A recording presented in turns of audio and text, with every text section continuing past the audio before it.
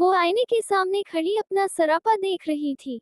वो इस दुल्हन के लिबास में इतनी हसीन लगेगी, उसे अंदाजा न था। ये ड्रेस की खूबसूरती थी या उसमें उसका भी कोई कमाल था, वो नहीं जानती थी। लेकिन आज से पहले उसने खुद को इतना हसीन नहीं देखा था। उसे आईने पर यकीन नहीं आ रहा था। शायद वो उसे गलत दिखा रहा था। वो कभी दुल्हन बनेगी, ये सोच उसे कभी भी नहीं आई थी। तो खुद को इस रूप में देखना तो दूर की बात थी। उसकी सोच कभी इस तरफ ना गई थी कि वो पाकिस्तान में आकर किसी पाकिस्तानी से शादी करेगी। शायद इसीलिए उसे कभी दुल्हन बनने का ख्याल भी ना आया था। वो जिंदगी में कुछ बनना चाहती थी, कुछ करना चाहती थी, अपना नाम बनाना चाहती थी। लेकिन पिछले 7 साल से जगह जगह ऑडिशन देकर अब वो समझ चुकी थी कि शायद इस फील्ड में वो कभी कदम नहीं रख सकेगी। लेकिन फिर भी वो अपनी कोशिश छोड़ती नहीं थी। उसे अपना करियर बनाना था। शादी, ससुराल, शौहर, बच्चे, ये सब कभी भी उसकी जिंदगी की प्लानिंग में शामिल ना था। मायरा आईने के सामने खड़ी अपनी ही सोचों में मसरूफ थी जब अचानक कोई अंदर दाखिल हुआ। उसने पलटकर देखा तो निगाहें सामने वाले की निगाहों से टकराईं, जहां कुछ अजीब सा था। उसके इस तरह से खुद को देखने पर वो काफी अनकंफर्टेबल महसूस कर रही थी। जबकि वारिक की तो जैसे निगाहें उस पर जम सी गई थी। उसकी निगाहों से घबराकर उसने फौरन अपना रुख बदलकर खुद को आईने में देखा और फिर बेड पर बैठकर अपनी साइड पर रखे जूतों को पहनने लगी। जबकि वारिक खुद भी अपना ध्यान उस पर से हटाते हुए शेरवानी लिए वॉशरूम में चला गया था। वो सिर्फ कुर्ता पजामा पहनकर बाहर आया। जैकेट, शेरवानी उसने अपने हाथ में पकड़ रखी थी। जबकि वो अभी तक खामोश सी बेड पर बैठी हुई थी। तुम्हें खामोश देखकर मुझे खुशी हो रही है कि तुम कुछ उल्टा सीधा नहीं कर रही। लेकिन अब तुम्हारी खामोशी मुझे आने वाले किसी बड़े तूफान से पहले वाली खामोशी लग रही है। कोई प्लानिंग कर रही हो क्या? वो उसके पास बैठते हुए अपने जूते पहनते उससे पूछ रहा था। जबकि वो उसे देखकर रह गई। क्या मसला है तुम्हारे साथ? अगर मैं कुछ भी नहीं कर रही तो भी तुम्हें तकलीफ से पेट में मरोड़ उठ रहे हैं। वो तड़क कर बोली थी तो वो उसे घूरने लगा था। उसका फिर से आपसे तुम पे आ जाना उसे अच्छा नहीं लगा था। खैर, उसका हिसाब तो वो उससे बाद में लेने वाला था। हाँ, लेकिन इस तरह से जवाब देने पर वो मुस्कुरा दिया था। बस ठीक है। मुझे लगा दुल्हन बनकर कहीं तुम बीमार बीमार ना हो गई हो। लेकिन तुम बिल्कुल ठीक हो। दुल्हन बनकर भी तुम पर शर्मो हया गालिब नहीं आई है। उफ, वो तो शर्मो हया वालों पर आती है। लेकिन बाहर जब तुम्हें मेहमानों के बीच में बिठाया जाएगा तो अपनी जबान को कंट्रोल में रखना और निगाहें झुकाकर रखना। वो क्या है ना कि हमारे यहाँ की दुल्हन जरा शर्मीली सी हुआ करती हैं। वो शेरवानी की जैकेट आईने के सामने खड़ा पहनते हुए उसे मशवरों से नवाज रहा था। जबकि ना जाने क्यों मायरा को लगा कि वो उसे बेशर्मी का ताना मार रहा है। वो उसे कोई जवाब देना ही चाहती थी जब अचानक छोटू और अहमद कमरे में दाखिल हुए और उनके शोर शराबे पर वारिक बाहर निकल गया था। उसे एक तरफ से छोटू ने जबकि दूसरी तरफ से अहमद ने थाम रखा था। एक तरफ से छोटू ने उसके लहंगे को ऊंचा कर रखा था, जबकि दूसरी तरफ से अहमद ने उसे चलने में मदद दी थी। वरना उसका चलना वाकई आज बहुत मुश्किल हो गया था। वो दोनों उसे स्टेज पर लेकर आए थे, जबकि वो अपने दोनों देवरों के साथ चलती आकर स्टेज की रौनक बन गई थी। उसके बैठते ही आगे पीछे से औरतें आकर उससे मिलने लगी। हर कोई उसे देखने के लिए आ रहा था जब उसकी सास के पास ही आकर बैठ गई। कोई भी आकर कुछ पूछता तो वो कह देती कि उनके बेटे की अपनी पसंद है। वो खुद अपनी मर्जी से शादी करके लाया है। उनके पास ये बेहतरीन जवाब था जो वो सबको दे सकती थी। वरना सबका सवाल तो ये है कि खानदान में इतनी सारी लड़कियां हैं तो बाहर से ही दुल्हन लेकर क्यों आए हो? और अम्मा के पास बस एक ही जवाब था कि वारिक खुद अपनी पसंद से शादी करके आया है। उन्हें अपने बेटे की पसंद पर फख्र है। वो सबसे उसे मिलवा रही थी, उसे एक एक इंसान के बारे में बता रही थी, जबकि वो उनके नादिर ख्यालात जानकर सिर्फ हंसे जा रही थी। खानदान में किसी की 2 बेटियां थी तो किसी की 3, जबकि उनकी अपनी बहन की एक ही बेटी थी। उसका नाम सदफ था। वो कभी सदफ के लिए अपने वारिक को सोचती थी, लेकिन अब उनकी सोच बदल चुकी थी। वो चाहती थी कि सदफ वारिक की पसंद के मुताबिक ढल जाए, और उसकी कोशिश भी यही थी जब वो अपना एमए करने के लिए उनके घर आकर रही थी। उसने बहुत कोशिश की थी वारिक को अपनी तरफ मुतवज्जह करने की, लेकिन वारिक को वो किसी भी अंदाज में पसंद नहीं आई थी। वारिक का कहना था कि वो सिर्फ आपके सामने आपकी पसंद के मुताबिक बनती है। उसकी हकीकत अलग है। उसे फोर्स न करें। वो जैसी है वैसे ही रहने दें। क्योंकि वो वारिक को कभी पसंद नहीं आई थी, और न ही वारिक उसमें दिलचस्पी रखता था। जबकि अम्मा का कहना था कि अगर वारिक ने मजीद 3-4 महीनों में अपने लिए कोई फैसला ना किया, तो वो सदफ को इस खानदान की बहू बनाकर ले आएंगी, जिस पर उसने कोई एतराज भी नहीं किया था। हाँ, लेकिन 3 महीनों के अंदर ही वो मायरा को अपने घर ले आया था। वारिक सब मेहमानों से मिल रहा था जब अचानक एक आदमी उसके पास आकर रुका। उसके होठों पर पुरस्कार सी मुस्कुराहट थी, जिसे देखते ही वारिक का गुस्से से बुरा हाल होने लगा। तुम्हारी हिम्मत कैसे हुई मेरे घर में कदम रखने की? वो गुस्से से घूरते हुए बोला था। अरे अरे वारिक इब्राहिम, इतने ज्यादा गुस्सा क्यों हो रहे हो यार? मैं तो सिर्फ तुम्हारी शादी अटेंड करने आया था। तुमने तो मुझे बुलाया ही नहीं। शायद मेरा कार्ड मुझ तक पहुंचाना तुम भूल गए हो, लेकिन कोई बात नहीं, मैं फिर भी आ गया हूँ तुम्हारी शादी अटेंड करने के लिए। आखिर मेरा भी फर्ज बनता है। मैं जरा तुम्हारी दुल्हन को सलामी पेश करके आता हूँ। वो उसकी तरफ कदम बढ़ाने लगा जब अचानक वारिक ने उसे गिरेबान से पकड़कर अपनी तरफ घसीटा था। वारिक, क्या कर रहे हो तुम? तुम्हारा दिमाग खराब हो गया है। पार्टी मेहमानों से भरी हुई है।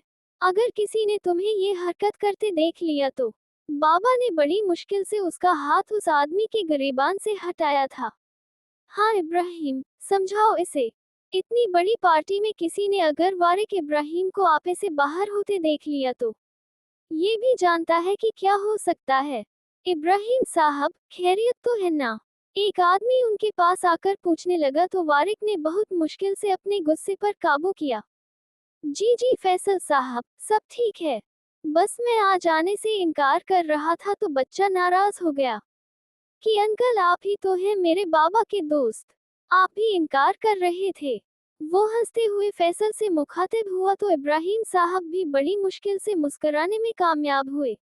मैं जरा दुल्हन को सलामी देकर आता हूँ, वो मुस्कुराकर कहता ऊपर स्टेज की तरफ चला गया, जबकि वारिक सिर्फ गुस्से से मुठ्ठियां भींच गया। बाबा उसके गुस्से को बहुत अच्छे तरीके से समझ रहे थे, लेकिन उस वक्त वो कुछ भी नहीं कर सकते थे। वो बेशक उनका सबसे बड़ा दुश्मन था, और वो उसे अपने घर में बुलाने की गलती कभी नहीं करते, लेकिन वो भी उनकी तरह एक बहुत बड़ा बिजनेसमैन था, और पार्टी में मौजूद सब बिजनेसमैन उसे बहुत अच्छे तरीके से जानते थे। और उससे ज्यादा गलत बात यह थी कि वो किसी जमाने में उनके बड़े भाई इब्राहिम मुस्तफा का सबसे बेहतरीन दोस्त था। जायना और इरफान एक दूसरे को बहुत पसंद करते थे, बल्कि एक दूसरे से शादी करना चाहते थे। दोनों आपस में कजिन थे। उन दोनों की शादी इतनी मुश्किल ना थी कि वो अपनी मोहब्बत में पीछे हट जाते, लेकिन ये अलग बात थी कि इरफान के घर वाले जायना को ज्यादा पसंद नहीं करते थे, क्योंकि वो खानदान से जरा अलग थलग रहना पसंद करती थी। और हकीकत तो ये थी कि वो अपने वालिदैन से भी दूर ही रहती थी। उसे सिवाय इरफान के और कोई भी पसंद नहीं था, जबकि इरफान भी पूरी तरह उसकी मोहब्बत में डूबा हुआ था। वो उसके लिए कुछ भी करने को तैयार था, यहाँ तक कि उसने अपने घर में जायना से अपनी शादी का जिक्र भी कर दिया, जिस पर उसके वालिद ने बेहद गुस्से में उसे बताया कि वो बचपन से ही उसका रिश्ता अपने भाई की बेटी से तय कर चुके हैं, और शादी भी वहीं पर होगी। जबकि जायना की शादी भी बचपन से ही उनके इसी भाई के बेटे इब्राहिम से तय थी, और उनके खानदान में खानदानी तल्लुक इसी तरह से कायम होते हैं। बचपन से तय की शादियां कभी तोड़ी नहीं जाती। इरफान ने इस बात पर बहुत हंगामा किया, लेकिन उनके वालिद ने उन्हें जायदाद से बेदखल करने की धमकी दे दी थी, जिस पर वो वक्ती तौर पर खामोश हो गए। ये क्या कह रहे हो तुम इरफान? मेरी शादी कहीं भी तय नहीं है। अगर है भी तो मैं कभी किसी पाकिस्तानी से शादी नहीं करूंगी। उसने आज ही जायना को अपने वालिद की सारी बात बताई थी, जिस पर वो गुस्से से फट उठी। ये सब कुछ भी नहीं जानता जायना। मुझे बस इतना पता है कि अगर मैंने बाबा की बात नहीं मानी तो वो मुझे घर से निकाल देंगे। और तुम जानती हो ना, तो अभी मेरे पास जॉब है और ना ही एस्टेब्लिश्ड करियर। मुझे समझ में नहीं आ रहा मैं क्या करूं। अगर मैं इस वक्त डैड के खिलाफ जाता हूं तो तुम जानती हो ना, मेरे हाथ कुछ नहीं आएगा। वो उसे देखते हुए बोल रहा था, जबकि वो उसकी सारी बात समझ गई थी। मैं समझ सकती हूँ इरफान, लेकिन फिर भी हमें कुछ तो करना पड़ेगा ना, वरना हमारे घर वाले हमें किसी के साथ भी बांध देंगे। और मैं तो कभी जिंदगी में पाकिस्तान शादी करने के बारे में सोच भी नहीं सकती। तुम नहीं जानते कि वहाँ के मर्दों की सोच कितनी टिपिकल होती है। खैर, तुम कब तक जा रहे हो इस बिजनेस कोर्स के लिए? तुम्हारे वापस आने तक मैं इस मसले का कोई ना कोई हल निकालूंगी। वो उसे देखकर कहने लगी। कुछ ही दिनों में वो अपने एक बिजनेस कोर्स के लिए न्यूयॉर्क से इटली जाने वाला था। मुझे अगले हफ्ते जाना है। तब तक तुम सोच लो कि हमें क्या करना है, क्योंकि ये हम दोनों की जिंदगी का सवाल है। तुम किसी पाकिस्तानी मर्द से शादी नहीं कर सकती तो सोचो मैं तुम्हारे बिना सारी जिंदगी कैसे गुजारूंगा। उसका हाथ थामते हुए वो काफी परेशानी से बोला था, जबकि जायना उसकी बात को समझकर सिर्फ हाँ में सर हिला गई। मैं हरगिज पाकिस्तान नहीं जाऊंगी, और न ही मैं किसी से शादी करूंगी। कान खोलकर सुन लीजिए आप लोग। वो घर वापस आई तो उसके वालिद ने उसे कल ही सुबह की टिकट दे दी थी। वो सब लोग पाकिस्तान जाने वाले थे, और वहां जाकर इरादा उसकी शादी करना था, क्योंकि आज ही उनके बड़े भाई उनके घर आए थे। और उनके घर आते ही उन्होंने उन्हें बहुत सारी बातें सुनाई थी, और कहा था कि अपनी बेटी को संभालो। हमारे बेटे की शादी वही होगी जहां हम उसकी शादी करना चाहते हैं। उनकी इस बात पर जायना के वालिद ने उसी वक्त पाकिस्तान के टिकट बुक करा दिए थे। उनकी बेटी उनके हाथ से निकलती जा रही थी।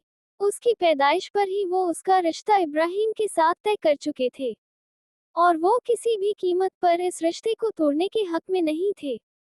इसीलिए जायना का चीखना चिल्लाना, वो हर चीज को इग्नोर किए हुए थे। अगर तुम पाकिस्तान नहीं जाओगी तो दफा हो जाओ इस घर से। अगर तुमने मेरी बात नहीं मानी तो ये मत सोचना कि तुम मेरी इकलौती बेटी हो तो मैं सब कुछ तुम्हारे नाम करूंगा। एक फूटी कौड़ी नहीं मिलेगी तुम्हें। ये सारी जायदाद मैं किसी राह चलते के नाम कर दूंगा, लेकिन तुम्हें एक पैसा भी नहीं दूंगा। अगर तुमने मेरी बात नहीं मानी तो याद रखना जायना, सारी जिंदगी उन सड़कों पर भीख मांगती रहोगी। वो बेहद गुस्से से कहते घर से निकल गए थे, जबकि जायना के सामने अपने बाप की करोड़ों की जायदाद घूमकर रह गई थी। वो घर वापस आया तो अच्छा खासा थका हुआ था। उसके दरवाजे खोलने पर मुस्कुराकर उसके गाल पर अपने होठों से जसारत करता वो सोफे पर आकर बैठ गया। उसका सर इंतहाई शिद्दत से दर्द कर रहा था। सुबह से लेकर शाम तक वो अपनी फिल्म की शूटिंग के सिलसिले में मसरूफ रहा था। आप ठीक तो हैं ना? वो उसके लिए पानी लाते हुए उससे पूछने लगी थी, जबकि पानी का गिलास अपने अंदर उतारता वो अपना सर सोफे के साथ लगा गया। सर में बहुत शदीद दर्द है।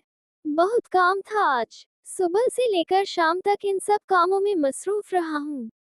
अब बहुत थकावट हो रही है। वो आंखें बंद किए बोला, बस इतनी सी बात पर आपका मूड बना हुआ है। इधर रखिए अपना सर, मैं दबाती हूँ, अभी आराम मिल जाएगा। वो अपनी गोद की तरफ इशारा करते हुए बोली तो उसने मुस्कुराकर उसकी गोद में अपना सर रखा था।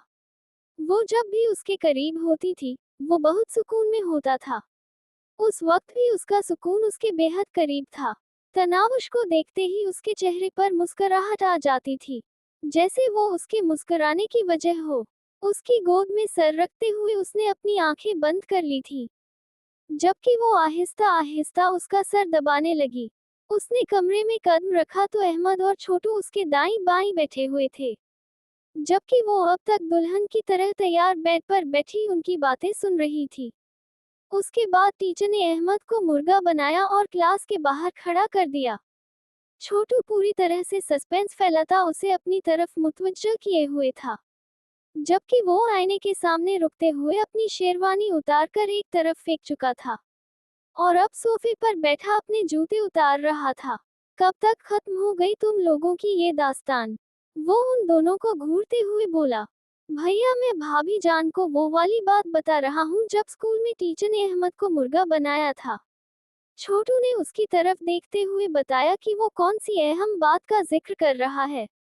छोटू, तुम्हें कितनी दफा कहा है अहमद को भाई कहकर बुलाया करो, वो बड़ा है तुमसे। उसने उसे झिड़का था, लेकिन उसे देखकर बड़े भाई वाली फीलिंग ही नहीं आती। छोटू बेहद कम आवाज में मनाया था, जिस पर मायरा की हंसी निकल गई।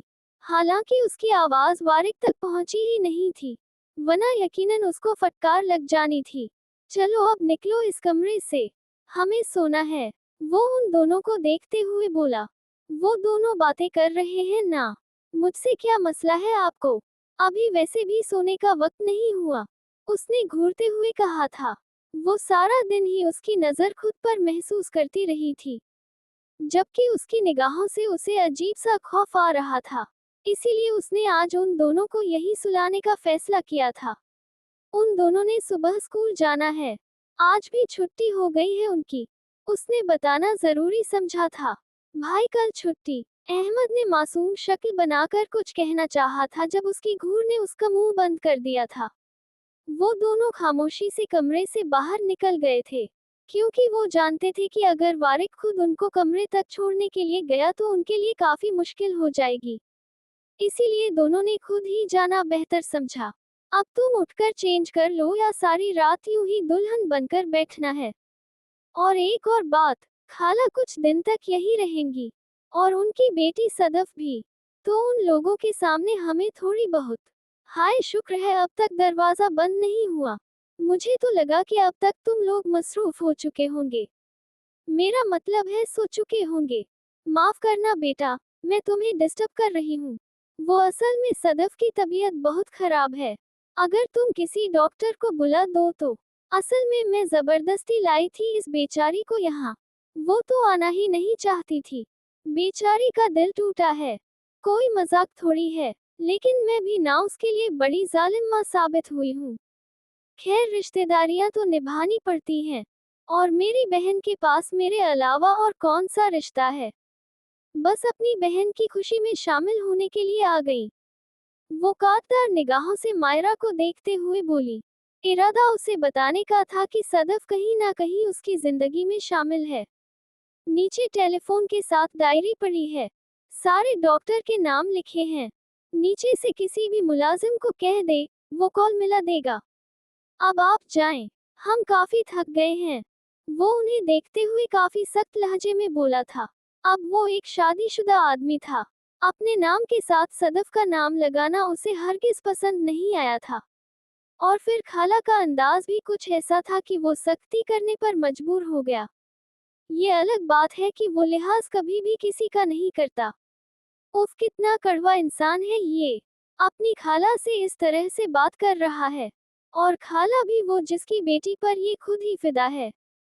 सदफ ने खुद को उसकी पसंद के मुताबिक ढाला था तो दोनों में कोई ना कोई ताल्लुक है ही, और इस लड़की को मोहब्बत की राहों में लगाकर खुद कैसे रास्ता बदल गया है। मैं घटिया और नीच किरदार की हूँ, खुद तो जैसे बहुत पारसा और पाकीज़ा है। वो उसे घूरते हुए सोच रही थी, जबकि खाला कमरे से बाहर कब गई उसे पता ही नहीं चला। अगर मेरा मुआयना कर लिया हो तो चेंज कर लो। वो पूरी तरह उसकी तरफ मुतवज्जह उसे देखकर बोला तो मायरा जैसे होश की दुनिया में आई। वो फौरन बेड से उठी और तेजी से वॉशरूम की जानिब गई जब अचानक बुरी तरह से उससे टकरा गई। वो तो खुद भी इस इफ्तिरात के तैयार ना था, बेसाख्तगी में उसके गिर्द अपना घेरा मजबूत कर गया। वो पूरी तरह से उसके सीने में छुप गई थी, और उसकी ये हरकत वारिक के दिल की सारी धड़कनों को हिलाकर रख गई थी। वो कब उसे खुद में कैद कर गया, उसे खुद भी पता ना चला। उसका हसीन आतिशी रूप उसे बुरी तरह से बहकाए दे रहा था। वो जितना उससे दूर होने की कोशिश कर रहा था वो उतना ही उसके पास आ रही थी। वो जल्द से जल्द उसको चेंज करवा लेना चाहता था। वो नहीं चाहता था कि वो उसे हसीन रूप में ज्यादा देर तक देखे। जिसमें वो उसे बुरी तरह अपनी तरफ मुतवज्जह कर रही थी, क्योंकि उसका ये रूप कहीं ना कहीं उसके अंदर अपने हुकूक लेने के लिए जंग लड़ रहा था। क्या मसला है लड़की तुम्हारे साथ? सीधे तरीके से चल भी नहीं सकती क्या? वो उसे खुद से पीछे करते हुए बोला था, जबकि उसके करीब आने पर उसकी धड़कनों में अलग ही इश्तिया बरपा था, और उसकी आंखों में आंसू देखकर तो जैसे धड़कना ही बंद कर गया था। वो रो रही थी, लेकिन अभी थोड़ी देर पहले तो वो छोटू और अहमद से बातें करने में मसरूफ थी। फिर अब ऐसा क्या हो गया था कि वो यूं रोने लगी? ओह, कहीं तुम्हें ताशफीन की याद तो नहीं आ रही? इरादा तो तुम्हारा उसकी दुल्हन बनकर उसकी सेज सजाने का था ना? उसका लहजा तंजिया था। ना जाने क्यों वो इतना कड़वा होता जा रहा था, वरना किसी लड़की के किरदार पर उंगली उठाने वाला वो हरगिज नहीं था। हाँ बिल्कुल, उसी को याद करके रो रही हूँ, क्योंकि वही तो एक सच्चा दोस्त था मेरा, जो जिंदगी के हर कदम पर मेरे साथ था। वो मेरी गलतियों पर पर्दा डाला करता था। वही तो मेरा दोस्त है जो मुझे बताया करता था, मायरा तुम कुछ भी कर लो, मैं हूं ना, तुम्हें कभी किसी मुसीबत में फंसने नहीं दूंगा। कितने बेवकूफ हो तुम लोग। मेरा बेटा, मेरा भाई और पता नहीं क्या क्या। और हकीकत तो ये है कि तुम लोग जानते ही नहीं कि उसके दिल में क्या था। आज तुम लोगों को ताशफीन और तनावुश को एक दूसरे के साथ खुश देखना है। तुम लोग चाहते हो कि वो हमेशा एक दूसरे के साथ रहें। आज तुम लोग चाहते हो कि ताशफीन हमेशा के लिए तुम लोगों के पास आ जाए। आज तुम लोग दावेदार हो कि तुम उससे मोहब्बत करते हैं। लेकिन जब वो वहां न्यूयॉर्क की सड़कों पर भूखा प्यासा सर्दी में ठिठुर रहा था, तब कहाँ मर गई थी तुम लोगों की मोहब्बत? तुम चाहते हो कि ताशफीन यहाँ आ जाए, इस घर में तुम लोगों के साथ रहे। लेकिन क्या तुमने कभी जानने की कोशिश की कि अपनी जिंदगी के 17 साल उसने कहाँ गुजारे हैं? वो किस तरह से रहा है? और मानना पड़ेगा तुम्हारे दिमाग को, अपनी बहन का घर बचाने के लिए तुमने मुझसे निकाह तो कर लिया, लेकिन तुमने मेरे बारे में कुछ भी जानना नहीं चाहा। इतने पागल हो तुम लोग कि ताशफीन ने बस एक दफा कह दिया था कि वो मुझसे मोहब्बत करता है, मुझसे शादी करना चाहता है, तो तुमने पागलों की तरह इस बात पर यकीन कर लिया। तुम्हारे ताशफीन वाले ताने पर मुझे तुम पर गुस्सा नहीं आता, बल्कि हंसी आती है तुम्हारी बेवकूफ़ी पर। क्योंकि ताशफीन ने ये झूठ सिर्फ तुम लोगों से जान छुड़ाने के लिए कहा था। तुम लोगों से पीछा छुड़ाने के लिए उसने कहा था कि वो मुझसे मोहब्बत करता है। लेकिन अफसोस कि उसकी बात पर यकीन कर लिया तुम लोगों ने। तुम लोग जानते हो ताशफीन तुम लोगों से नफरत क्यों करता है? नहीं, क्योंकि तुम लोग सिर्फ उस बात पर यकीन करते हो जो सामने होती है। हर बात के दो पहलू होते हैं वारिक साहब। तुम लोगों ने कभी उस हिडन पहलू को नहीं देखा। हमेशा उस पर यकीन किया जो तुम लोगों को नजर आता है। ताशफीन की माँ ने कह दिया कि वो अपने बाप से नहीं मिलना चाहता, तो उसके बाप ने कभी कोशिश ही नहीं की उससे मिलने के लिए। ताशफीन की माँ ने कह दिया कि वो अपनी माँ के साथ खुश है, तो तुम्हारे बाप ने कभी ये जानने की कोशिश ही नहीं की कि वो खुश है या नहीं। ताशफीन की माँ ने कह दिया कि ताशफीन को उसके बाप की तरफ से कुछ नहीं चाहिए, तो तुम्हारे बाप ने कभी उसे कुछ देने की कोशिश भी नहीं की। ताशफीन के बाप ने कभी ताशफीन से मिलकर ये नहीं पूछा कि वो क्या चाहता है, वो किसके पास रहना चाहता है, उसकी जिंदगी कैसी है। उसने सिर्फ वो देखा जो ताशफीन की माँ उसे दिखाना चाहती थी। मुझे तुमसे कोई मतलब नहीं है, और ना ही सारी जिंदगी का भी मतलब होगा। लेकिन आज मैं यकीन से कह सकती हूँ कि ताशफीन जो तुम लोगों के बारे में कहता था बिल्कुल सही कहता था। तुम लोग वैसे ही हो जैसा वो बताता था। और कभी ये मत सोचना कि मैं तुम्हें कभी भी अपने किरदार के हवाले से कोई सफाई दूंगी। बिल्कुल भी नहीं। मुझे ना तो तुम्हारे साथ रहना है और ना ही तुम पर ये बात साबित करनी है कि ताशफीन के साथ मेरा कोई अफेयर था। तुम सारी जिंदगी ये बात समझते रहो तो भी मुझे कोई मसला नहीं। मेरी तरफ से भाड़ में जाओ तुम और तुम्हारी घटिया सोच। वो गुस्से से कहती अंदर की तरफ चली गई थी, जबकि वारिक कितनी ही देर उसकी बातों पर गौर करता रहा, लेकिन उन सारी बातों का मतलब वो समझ नहीं पाया था। उसे अगर कुछ समझ आया था तो सिर्फ इतना कि ताशफीन की माँ आज तक उसके बारे में सब कुछ झूठ बोलती आई थी। हकीकत तो ये थी कि वो अपने बाप के पास रहना चाहता था। वो अपने बाप से मिलना चाहता था। वो अपने बाप के पास जाना चाहता था। लेकिन सिर्फ अपनी जीत की खातिर उस औरत ने ताशफीन को अपने बाप से अलग कर दिया था। वो अपने बेड पर बैठा हुआ था जब अचानक उसके दरवाजे पर दस्तक हुई। शायद खाला दोबारा आई थी। वो अपना मूड ठीक करते हुए दरवाजे से बाहर निकला तो बाबा खड़े थे। क्या हुआ बाबा? आप सब ठीक तो है? इस वक्त आप यहाँ? वो परेशानी से उन्हें देखने लगा था। वो तो कभी भी उसके कमरे तक नहीं आते थे। वारिक, क्या तुम जानते हो? वो हाथ में एक तस्वीर पकड़े हैरानगी से देख रहे थे। बाबा, ये क्या है? और आप किस सिलसिले में बात कर रहे हैं? वो उनके हाथ से तस्वीर लेते हुए उसे देखने लगा। जी बाबा, मुझे ये पता है। उसने तस्वीर को देखते हुए बस इतना सा जवाब दिया। कब से जानते हो तुम? और तुमने मुझे इस बारे में क्यों नहीं बताया? बाबा बरहम हुए थे। मैं आपको इस बारे में बताना चाहता था बाबा, लेकिन मुझे समझ ही नहीं आ रहा था कि मैं आपको किस तरह से बताऊं। मैं खुद कंफ्यूज था। पहले खुद सब कुछ जानना चाहता था। मैं नहीं जानता कि उसे भी इन सब चीजों के बारे में कोई खबर है या नहीं। और सच कहूं तो मुझे अब तक नहीं पता। लेकिन आपसे वादा करता हूं कि सब कुछ ठीक हो जाएगा। वो उनके कंधे पर हाथ रखते हुए बोला। जब आज वो पार्टी में आया, तो मुझे यही लगा कि वो कुछ बिगाड़ने आया है। लेकिन मुझे अंदाजा नहीं था। नहीं बाबा, वो इस बारे में कुछ नहीं जानता। और ना ही हम इस बारे में किसी को कुछ बताएंगे। और बेहतर है कि वो आदमी हमारे घर से दूर ही रहे। उसे हमें अपनी फैमिली से दूर रखना होगा। वो कुछ सोचते हुए बोला जब बाबा ने हाँ में सर हिलाया। वो सब कुछ ठीक है। लेकिन मायरा के बारे में क्या सोचा है तुमने? क्या करना है तुमने? उसके बारे में क्या सोचना है बाबा? उसे यहाँ लाने के पीछे वजह ताशफीन था। लेकिन तुम उसे अपनी निकाह में शामिल कर चुके हो वारिक। वो तुम्हारी दुल्हन है। वो तुम्हारी बीवी के रूप में इस वक्त तुम्हारे कमरे में है। वो कभी ताशफीन की जिंदगी में शामिल नहीं हो सकती, क्योंकि अब तुम्हारी बीवी है। उस पर तुम्हारा हक है। अगर तुम सारी जिंदगी अपनी बहन का घर आबाद करने में लगे रहोगे तो अपना घर कब बसाओगे? ताशफीन को यहाँ आने ना जाने कितने साल लग जाएंगे। तो क्या तब तक तुम सिर्फ ये सोचकर उस लड़की को अपने साथ रखोगे कि ये ताशफीन और तनावुश के बीच की दीवार है? अपना घर नहीं बसाओगे? अपने बारे में नहीं सोचोगे? मायरा में मुझे बज़ाहिर कोई बुराई नजर नहीं आई। वो एक नॉर्मल सी लड़की है।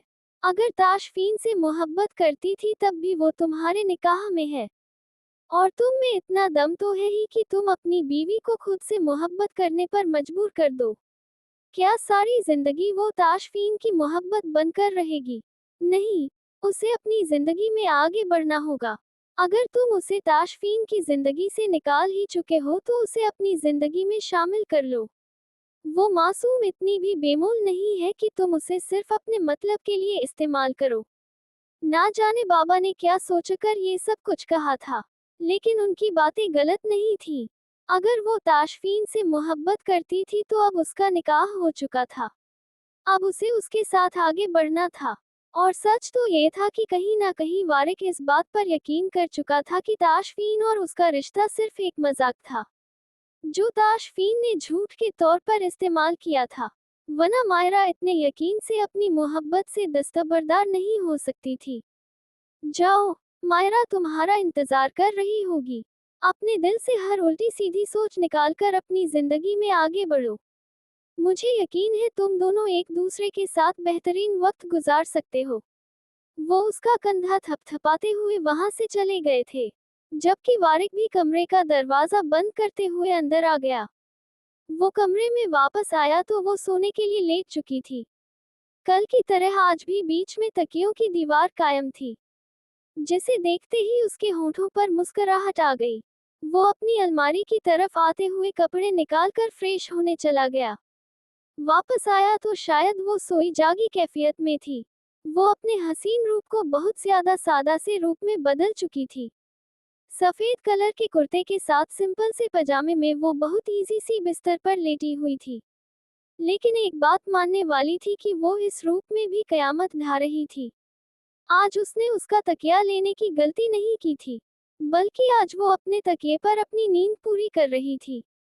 उसने शायद कल ही नोट कर लिया था कि उसका तकिया कौन सा है, और अब वो ऐसी कोई गलती दोबारा नहीं करने वाली थी जिससे वो उसके करीब आ जाता। कल रात उसका यूं अचानक करीब आना उसे बुरी तरह से डरा गया था। वो आकर अपनी साइड पर लेटा, तो आज दूसरी तरफ करवट लेने के बजाय उसकी करवट मायरा की तरफ थी। वो एक नजर आंखें खोलकर उसे देखती खुद ही दूसरी तरफ करवट बदल गई। वारिक ने उसकी इस हरकत को बहुत एंजॉय किया था, जबकि वो आंखें बंद करके अब सोने की कोशिश कर रही थी। उसे अपने बाजू पर हल्की सी गिरफ्त महसूस हुई, और फिर अपनी गर्दन पर गर्म सांसों के लम्स के साथ उसने किसी के होंठों का लम्स भी महसूस किया था। उसके सारे जिस्म में सनसनाहट सी दौड़ गई थी। उसने बड़ी मुश्किल से खुद को उसकी तरफ देखने पर आमादा किया था। अंधेरे में वो उसका चेहरा तो ठीक से नहीं देख पा रही थी, लेकिन लाइट बल्ब की रोशनी में वो उसके ऊपर झुका पूरी तरह से बहका हुआ था। ये क्या कर रहे हो तुम? उसने उसके सीने पर हाथ रखते हुए उससे पूछा था। उसका दिल बहुत बेतरतीबी से धड़क रहा था। वो उसके इतने करीब क्यों आया था? वो तो उससे नफरत करता था। उसे अपने भाई की गर्लफ्रेंड समझता था। उसके किरदार पर उंगली उठाता था। तो वो उसके इतने करीब क्यों आया था? क्या रात की तन्हाई में वो उसका फायदा उठाना चाहता था? लेकिन नीम अंधेरे में नजर आती उसकी आंखें तो कुछ और ही बयान कर रही थी। वो आहिस्ता से उसका हाथ अपने सीने से हटाते हुए दूसरे हाथ से उसका चेहरा ऊंचा करता उसके होंठों पर अपनी शिद्दत भरी मुहर सबत कर गया था। अंदाज में इतनी शिद्दत थी कि मायरा बेसाख्ता ही उसे खुद से दूर करने की जदोजहद करने लगी। लेकिन वो जैसे पूरी तरह से मदहोश था, जैसे वो उसके जिस्म की भीनी भीनी खुशबू में पूरी तरह बहक गया था। मायरा की मुजामत सुर्ख होंठों से गर्दन तक के सफर के दौरान थमी। जैसे ही वारिक ने लब उसकी गर्दन पर रखे, उसके हाथ पैरों ने हरकत करना छोड़ चुके थे, जबकि वो उसके जिस्म के साथ साथ रूह पर भी काबिज हो जाना चाहता था। उस पर अपना साया बनाए उसकी कमर में हाथ डालता वो उसे अपने बेहद करीब कर गया था। मायरा ने किसी तरह की कोई मुजामत नहीं की थी, बल्कि खामोशी से वो उसकी बाहों में पड़ी रही। वो कुछ सोच ही नहीं पाई थी, जैसे दिल दिमाग हर तरह के सोचने समझने की सलाहियत खो बैठा है। वो बस उसके होंठों का लम्स अपने पौर पौर पर महसूस करती बेबसी से अपना आप उसके हवाले कर गई थी। अगर वो मुजामत करती तो शायद ये सब कुछ वारिक के लिए इतना आसान ना होता। शायद वो उसे रोक सकती थी इतना आगे बढ़ने से, लेकिन उसने उसे रोका ही नहीं था। वो खुद ब खुद सारी हदें पार करता चला गया। और मायरा, जो पूरी तरह से इस रिश्ते से इनकारी थी, इस शख्स को अपना शौहर मानती ही नहीं थी, ना जाने कैसे उसकी बाहों में पिघलती चली गई। उसका शिद्दत से भरपूर अंदाज सारी रात सहती वो अपना आप उसके हवाले कर गई थी, जबकि वारिक उस पर अब्रे करम की तरह बरसता उसे अपनी मोहब्बत की बारिश में भिगोता चला गया। वो कब से बेड पर लेटी छत को घूरे जा रही थी। कल रात जो कुछ हुआ था वो काफी अजीब था। ये सब कुछ नहीं होना चाहिए था। क्या समझ रहा होगा ये शख्स कि आखिर क्यों उसने उसे रोका नहीं? और अगर उसने उससे जवाब मांगा तो वो उससे कुछ पूछ भी नहीं सकती थी, क्योंकि उसके साथ कोई जबरदस्ती नहीं हुई थी। वो क्यों उसे इनकार ना कर सकी? क्यों उसे खुद से दूर ना कर सकी? वो कोई उसको फोर्स तो नहीं कर रहा था। वो मर्द था, बहक सकता था। व्यक्ति जज्बात से मजबूर होकर शायद उसके पास आ गया था, तो उसका ये मतलब नहीं था कि वो अपना आप उसके हवाले कर देती। उसे रोकना चाहिए था, उसे खुद से दूर करना चाहिए था। क्यों वो उसके साथ इस रिश्ते को कबूल कर गई? वो शख्स उसका सारी जिंदगी का साथ निभाने वाला नहीं था। वो सिर्फ कुछ दिन की शादी थी। ताशफीन के यहाँ आते ही वो उसे इस घर से धक्के मारकर निकालने वाला था, और उसकी जगह शायद उस सदफ को लाने वाला था। तो क्यों उसने अपना आप उसके हवाले कर दिया था?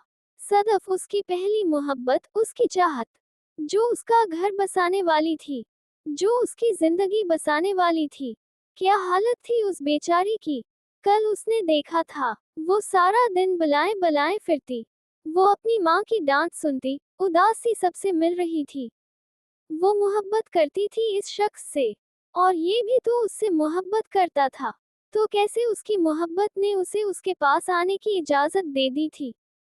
क्या वो सदफ को इस बारे में बता पाएगा? हाँ, क्यों नहीं? उसने कोई गुनाह तो नहीं किया था। मायरा उसके निकाह में थी और उसके पास ये सबसे मजबूत दलील थी। वो तलाक के बाद सदफ के साथ आगे बढ़ जाता और वो सारी जिंदगी अपनी गलतियों पर पछताती रहती। हाँ, गलती ही तो हुई थी उससे कल रात कि उसने अपना आप उस शख्स के हवाले कर दिया था और अब शायद उसे सारी जिंदगी इस गलती पर पछताना था। वो सोचों में बुरी तरह से गिर थी जब अचानक किसी ने उसे खींचकर अपनी मजबूत बाहों में कैद कर लिया। ये क्या बदतमीजी है वारिक, वो चिल्लाते हुए बोली थी, जबकि दूसरी तरफ तो किसी ने उसके चिल्लाने का असर ही नहीं लिया था। वो आंखें बंद किए उसे मजबूती से खुद में कैद किए शायद दोबारा सो गया था। उसने मुजामत करने की कोशिश की, उसे खुद से दूर करने की कोशिश की, लेकिन उसकी सारी मुज़ाहमतें उसकी मजबूत पनाहों में कैद हो गई थी, जबकि वो उसे अपने सीने में दबाता गहरी नींद में चला गया था और वो अब उसे छोड़ा ही नहीं पाई। बाबा उसे अपने साथ पाकिस्तान ले आए थे। वो यहाँ आने के लिए हरगिज राजी नहीं थी। वो किसी से भी अच्छे तरीके से नहीं मिली थी और ना उसे किसी से कोई लेना देना था। वो घर आते ही अपने कमरे में बंद हो गई थी। बाहर उसकी शादी की प्लानिंग की जा रही थी और अंदर वो ये सोच रही थी कि वो इन सब चीजों से जान कैसे छुड़ाए। एक तरफ उसके बाबा थे जो उसे साफ अल्फाज में कह चुके थे कि अगर तुमने कोई भी गड़बड़ की या शादी करने से इनकार किया तो मैं तुम्हें अपनी जायदाद से बेदखल कर दूंगा। वो अपने माँ बाप की इकलौती बेटी थी, अपने घर बार छोड़कर भी नहीं जा सकती थी। उसे अपना लाइफस्टाइल बेहद अजीज था, लेकिन अपने बाबा के गुस्से से भी वो बहुत अच्छे तरीके से वाकिफ थी। वो इरफान से मोहब्बत करती थी, लेकिन इरफान के हालात इतने अच्छे नहीं थे कि वो उसे ये लाइफस्टाइल दे पाता। इरफान के फादर उसके बाबा के कजिन थे, लेकिन दोनों में सगे भाइयों जैसी मोहब्बत थी। वो इरफान के फादर को तया अबू कहकर ही बुलाया करती थी, लेकिन उसे हरगिज अंदाजा ना था कि पाकिस्तान में भी उसके एक अदद तया अबू मौजूद हैं जिनकी 4 औलादें हैं, 3 बेटे और 1 बेटी। सबसे बड़े इब्राहिम मुस्तफ़ा थे जिनकी शादी को अभी सिर्फ 8 महीने ही हुए थे। उसके बाद इब्राहिम मुस्तफ़ा, उसका मंगेतर जिसके साथ उसकी शादी होने जा रही थी। उसके बाद फ़हम मुस्तफ़ा जो अभी स्टूडेंट था और सबसे छोटी उनकी लाडली बहन ज़ैनब मुस्तफ़ा। इन लोगों का घर अच्छा खासा भरा हुआ था। एक तो मोहल्ले से इतने लोग उनके घर आते जाते थे कि हद नहीं।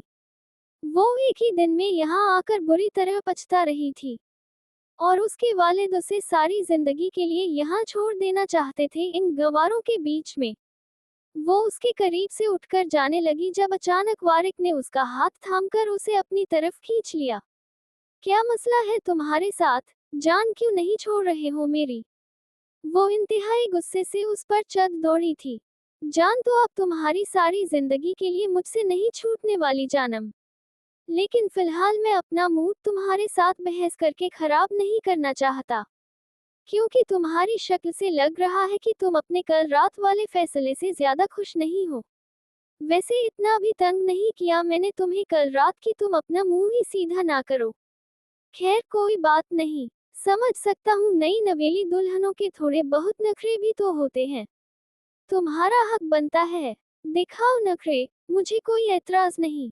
चलो छोड़ो, तुम नखरे बाद में दिखाना, पहले जरा यहाँ आओ। मैंने अपना हक वसूल लिया है तो तुम्हारा भी हक तो तुम्हें देना पड़ेगा ना। वो उसका हाथ थामते हुए काफी मुश्किल से हाथ बढ़ाकर साइड दराज से कुछ निकाल रहा था और फिर एक वेलवेट की सुर्ख रंग की डिब्बी निकालकर सामने की। उसका हाथ यूं ही थामे हुए उसने एक हाथ से उस डिब्बे को खोलकर उसमें से एक इंतहाई नफीस ब्रेसलेट निकाला था। उसूलों का बड़ा पक्का हूँ, अगर कुछ लेता हूँ तो उसका हक लाजिमी अदा करता हूँ। उसके हाथ में वो खूबसूरत ब्रेसलेट पहनाते हुए वारिक दिलकश मुस्कुराहट के साथ बोला था और साथ ही अपने लब उसके नाजुक हाथ पर रखते उसे कांपने पर मजबूर कर दिया। उसने अगले ही लम्हे अपना हाथ उससे छुड़ा लिया था, लेकिन अफसोस कि उसकी पकड़ बहुत सख्त थी। निकाह बहुत धूमधाम से हुआ था, पूरे गांव के लोग यहाँ इनवाइट थे।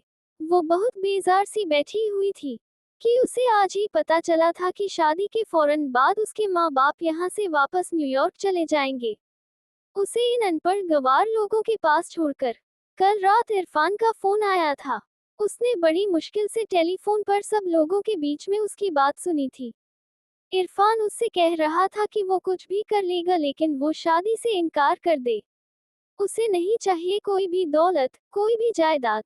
वो इन सब चीजों के बगैर रहेंगे। लेकिन ऐसा नहीं कर पाई थी, क्योंकि वो इरफान से मोहब्बत जरूर करती थी, लेकिन मोहब्बत में अंधी नहीं हुई थी। वो जानती थी न्यूयॉर्क जैसे मुल्क में बिना पैसे के गुजारा करना नामुमकिन था। और इरफान के पास था ही क्या? अगर वो उससे शादी की जिद करता तो उसके घर वाले उसे भी घर से निकाल देते। तो वो दोनों कहाँ रहते? सड़कों पर। इरफान के साथ उसका कोई फ्यूचर नहीं है। उसकी जिंदगी बर्बाद हो जाएगी।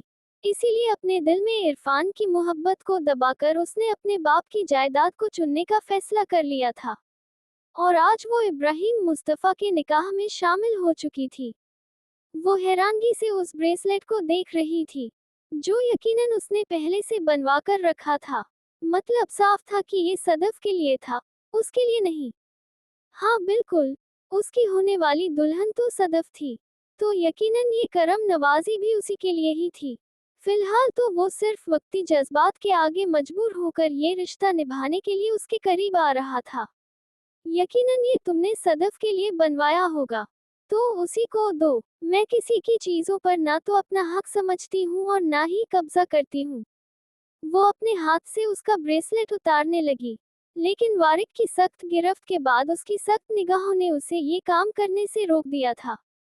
हद में रहो लड़की। अगर मैंने तुम्हें बीवी होने का हक दिया है तो इसका ये मतलब नहीं है कि तुम मुझ पर या मेरी जात पर कीचड़ उछालोगी। मैं ये हक किसी को नहीं देता। खबरदार, जो अगली दफा मेरे किरदार पर उंगली उठाई, हाथ कंधे से अलग कर दूंगा। याद रखना। वो इंतहाई गुस्से से बोला था, जबकि उसके हाथ पर अपने ब्रेसलेट को उससे काफी सख्ती से बांधा था ताकि वो उसे आसानी से खोल ना सके। और साथ उसने अपने दांतों की मदद से उसका हुक काफी टाइट कर दिया था। सदफ के साथ मेरा कोई ताल्लुक नहीं है। तुम यकीन करो या ना करो, तुम्हारे एक बार कहने पर मैंने तुम्हारा यकीन किया है, तो मेरे एक बार कहने पर तुम्हें मुझ पर यकीन करना चाहिए। अम्मी की मर्जी थी सदफ के साथ मेरी शादी, क्योंकि वो अपनी भांजी को इस घर में लाना चाहती थी, लेकिन वो मेरी पसंद कभी भी नहीं थी।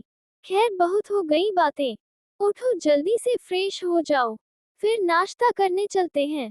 और हाँ, आज वो रेड कलर की ड्रेस पहनना, तुम पर सूट करेगी। बल्कि ऐसा करो, तुम पहन कर आओ, मैं खुद ही देख लूंगा कि तुम पर सूट करती है या नहीं। वो पुरसुकून सा उठकर बैठते हुए मुस्कुराकर बोला था। उसका अंदाज ऐसा था जैसे उन दोनों के माबीन थोड़ी देर पहले कोई तल्ख कलामी हुई ही नहीं। क्या लगता है तुम्हें मेरे माथे पर बेवकूफ लिखा है? कल रात तुमने मेरे करीब आकर सिर्फ मेरा फायदा उठाया है। और ये मत सोचना कि तुमने कह दिया कि सदफ के साथ तुम्हारा कोई ताल्लुक नहीं था तो मैंने मान लिया। ऐसा कुछ भी नहीं है। मैं जानती हूँ सदफ के साथ तुम्हारा बहुत गहरा ताल्लुक है। और खबरदार, जो तुमने आइंदा मेरे करीब आने की कोशिश की और तुम। वो पता नहीं क्या क्या बोलने वाली थी जब अचानक ही उसने सख्ती से उसका जबड़ा अपने हाथों में कैद करते हुए उसे बेड पर फेंकने वाले अंदाज में लिटाया था। आज के बाद अगर मैंने तुम्हारे मुंह से ये लफ्ज सुना तो मैं भूल जाऊंगा कि तुम मेरी नई नवेली बीवी हो। तुम्हें मुझ पर यकीन नहीं करना, मत करो। जब मेरे 4-5 बच्चे पैदा कर लोगी खुद ही यकीन आ जाएगा कि मैं तुम्हारे साथ कितना मुखलिस हूँ। लेकिन आज के बाद तुम्हारी ये बेअदबी बर्दाश्त नहीं करूंगा। नफरत है मुझे बदलिहाजी और बदतमीजी से, और मैं अपनी बीवी को ना बदलिहाज बर्दाश्त करूंगा और ना ही बदतमीज। फिलहाल इस जसारत को अपनी बदतमीजी की एक छोटी सी सजा के तौर पर कबूल करो। वो उसके होठों पर अपने लब इंतहाई जारहाना अंदाज में रखते हुए उसकी सांसों को कैद कर चुका था। उसने बहुत ही शिद्दत से उसके होठों पर अपना बेबाक और पुरहदत लम्स छोड़ा था, और फिर उसकी धड़कनों में इश्तिया बर्पा करके पीछे हटते हुए अपनी शर्ट पहनने लगा। मायरा, अगर कोई आप पर एतबार करे तो उस पर भी एतबार करना चाहिए ताकि रिश्ता मजबूत हो जाए। तुम्हें ये सब समझने में वक्त लगेगा, लेकिन मुझे तुम्हारे और अपने रिश्ते को लेकर अब कोई डाउट नहीं है। मैं तुम्हारे साथ इस ताल्लुक को निभाना चाहता हूँ आज से कयामत तक। बाकी तुम मेरे बारे में क्या सोचती हो, ये तुम्हारा अपना सरदर्द है। अगर बीवी बनकर रहोगी तो बहुत प्यार से रखूंगा। अगर सर पर चढ़ोगी तो मुझे उतारना आता है। वो कहकर वॉशरूम में घुस गया था, जबकि वो गुस्से से सिर्फ मुठ्ठियां भींचती रह गई। कितनी आसानी से इस शख्स ने अपने मतलब को, इस ताल्लुक को निभाने का नाम दे दिया था। वो उसे पागल समझता था या उसे सदफ की आंखों में उसके लिए मोहब्बत नजर नहीं आई थी? क्या वो नहीं जानती थी कि वो मासूम सी लड़की उसकी वजह से कितनी अजियत में थी? मर्द तो होते ही बेवफा हैं। एक लड़की को छोड़कर दूसरे के साथ आसानी से अपनी जिंदगी गुजार लेते हैं, लेकिन एक औरत कभी आगे नहीं बढ़ पाती। कल रात वो अपने माँ बाप को याद करने की वजह से बहुत दुखी थी। उसकी शादी हुई थी और उसका कोई भी रिश्ता उसके पास नहीं था। निकाह के वक्त उसके दिल में कोई जज्बात ना थे, लेकिन कल वलीमे में अम्मा, अहमद और छोटू ने जिस तरह से उसे अपनों का एहसास दिलाया था, उसे अपने माँ बाप टूटकर याद आए थे। और उसकी इस जज्बाती कैफियत का वारिक ने फायदा उठाकर उससे ये रिश्ता बना लिया था जो उसके साथ कभी नहीं बनाना चाहती थी। और अब वो कितनी आसानी से इस पर ये जाहिर कर गया था कि वो उसकी मिल्कियत है जिस पर वो हर तरह का हक रखता है। लेकिन उसने भी सोच लिया था कि वो सदफ के साथ कोई ज्यादती नहीं होने देगी, और ना ही अपने साथ। कल रात उसके करीब आने पर उसने कोई एतराज नहीं किया था। ये उसकी गलती थी, लेकिन सदफ के साथ जुल्म हुआ है। उसके साथ ज्यादती की गई है। उसको मोहब्बत का झांसा देकर इस मुकाम तक पहुंचाया है, और अब जब साथ निभाने की बारी आई तो वो रास्ता बदल गया। और वो खुद कौन सा उसे अच्छा समझता था? उसका भी तो ताशफीन के साथ अफेयर चल रहा था उसके मुताबिक। तो फिर वो इतनी जल्दी हर चीज को भुलाकर आगे कैसे बढ़ सकता था? ये सब सिर्फ और सिर्फ ड्रामा था। वो सिर्फ अपने मतलब के लिए उसके पास आया था, और उसका मतलब पूरा होते ही वो अपना रास्ता बदलने वाला था। या शायद मजीद कुछ दिन तक ड्रामा चलने वाला था। आखिर वो उसे अपनी मिल्कियत समझता था, तो फिर वो अपनी मिल्कियत को पूरे तरीके से इस्तेमाल भी तो कर सकता था। जायना उससे काफी उखड़ी उखड़ी रहती थी। वो उससे बात करती थी और ना ही उसे अहमियत देती थी। उनकी शादी को 2 महीने होने वाले थे, और आज भी पहले दिन जैसी थी। वो जब से यहाँ आई थी तब से ही उसने किसी को अहमियत नहीं दी थी, और शादी के बाद वो इब्राहिम को भी अहमियत नहीं देती थी।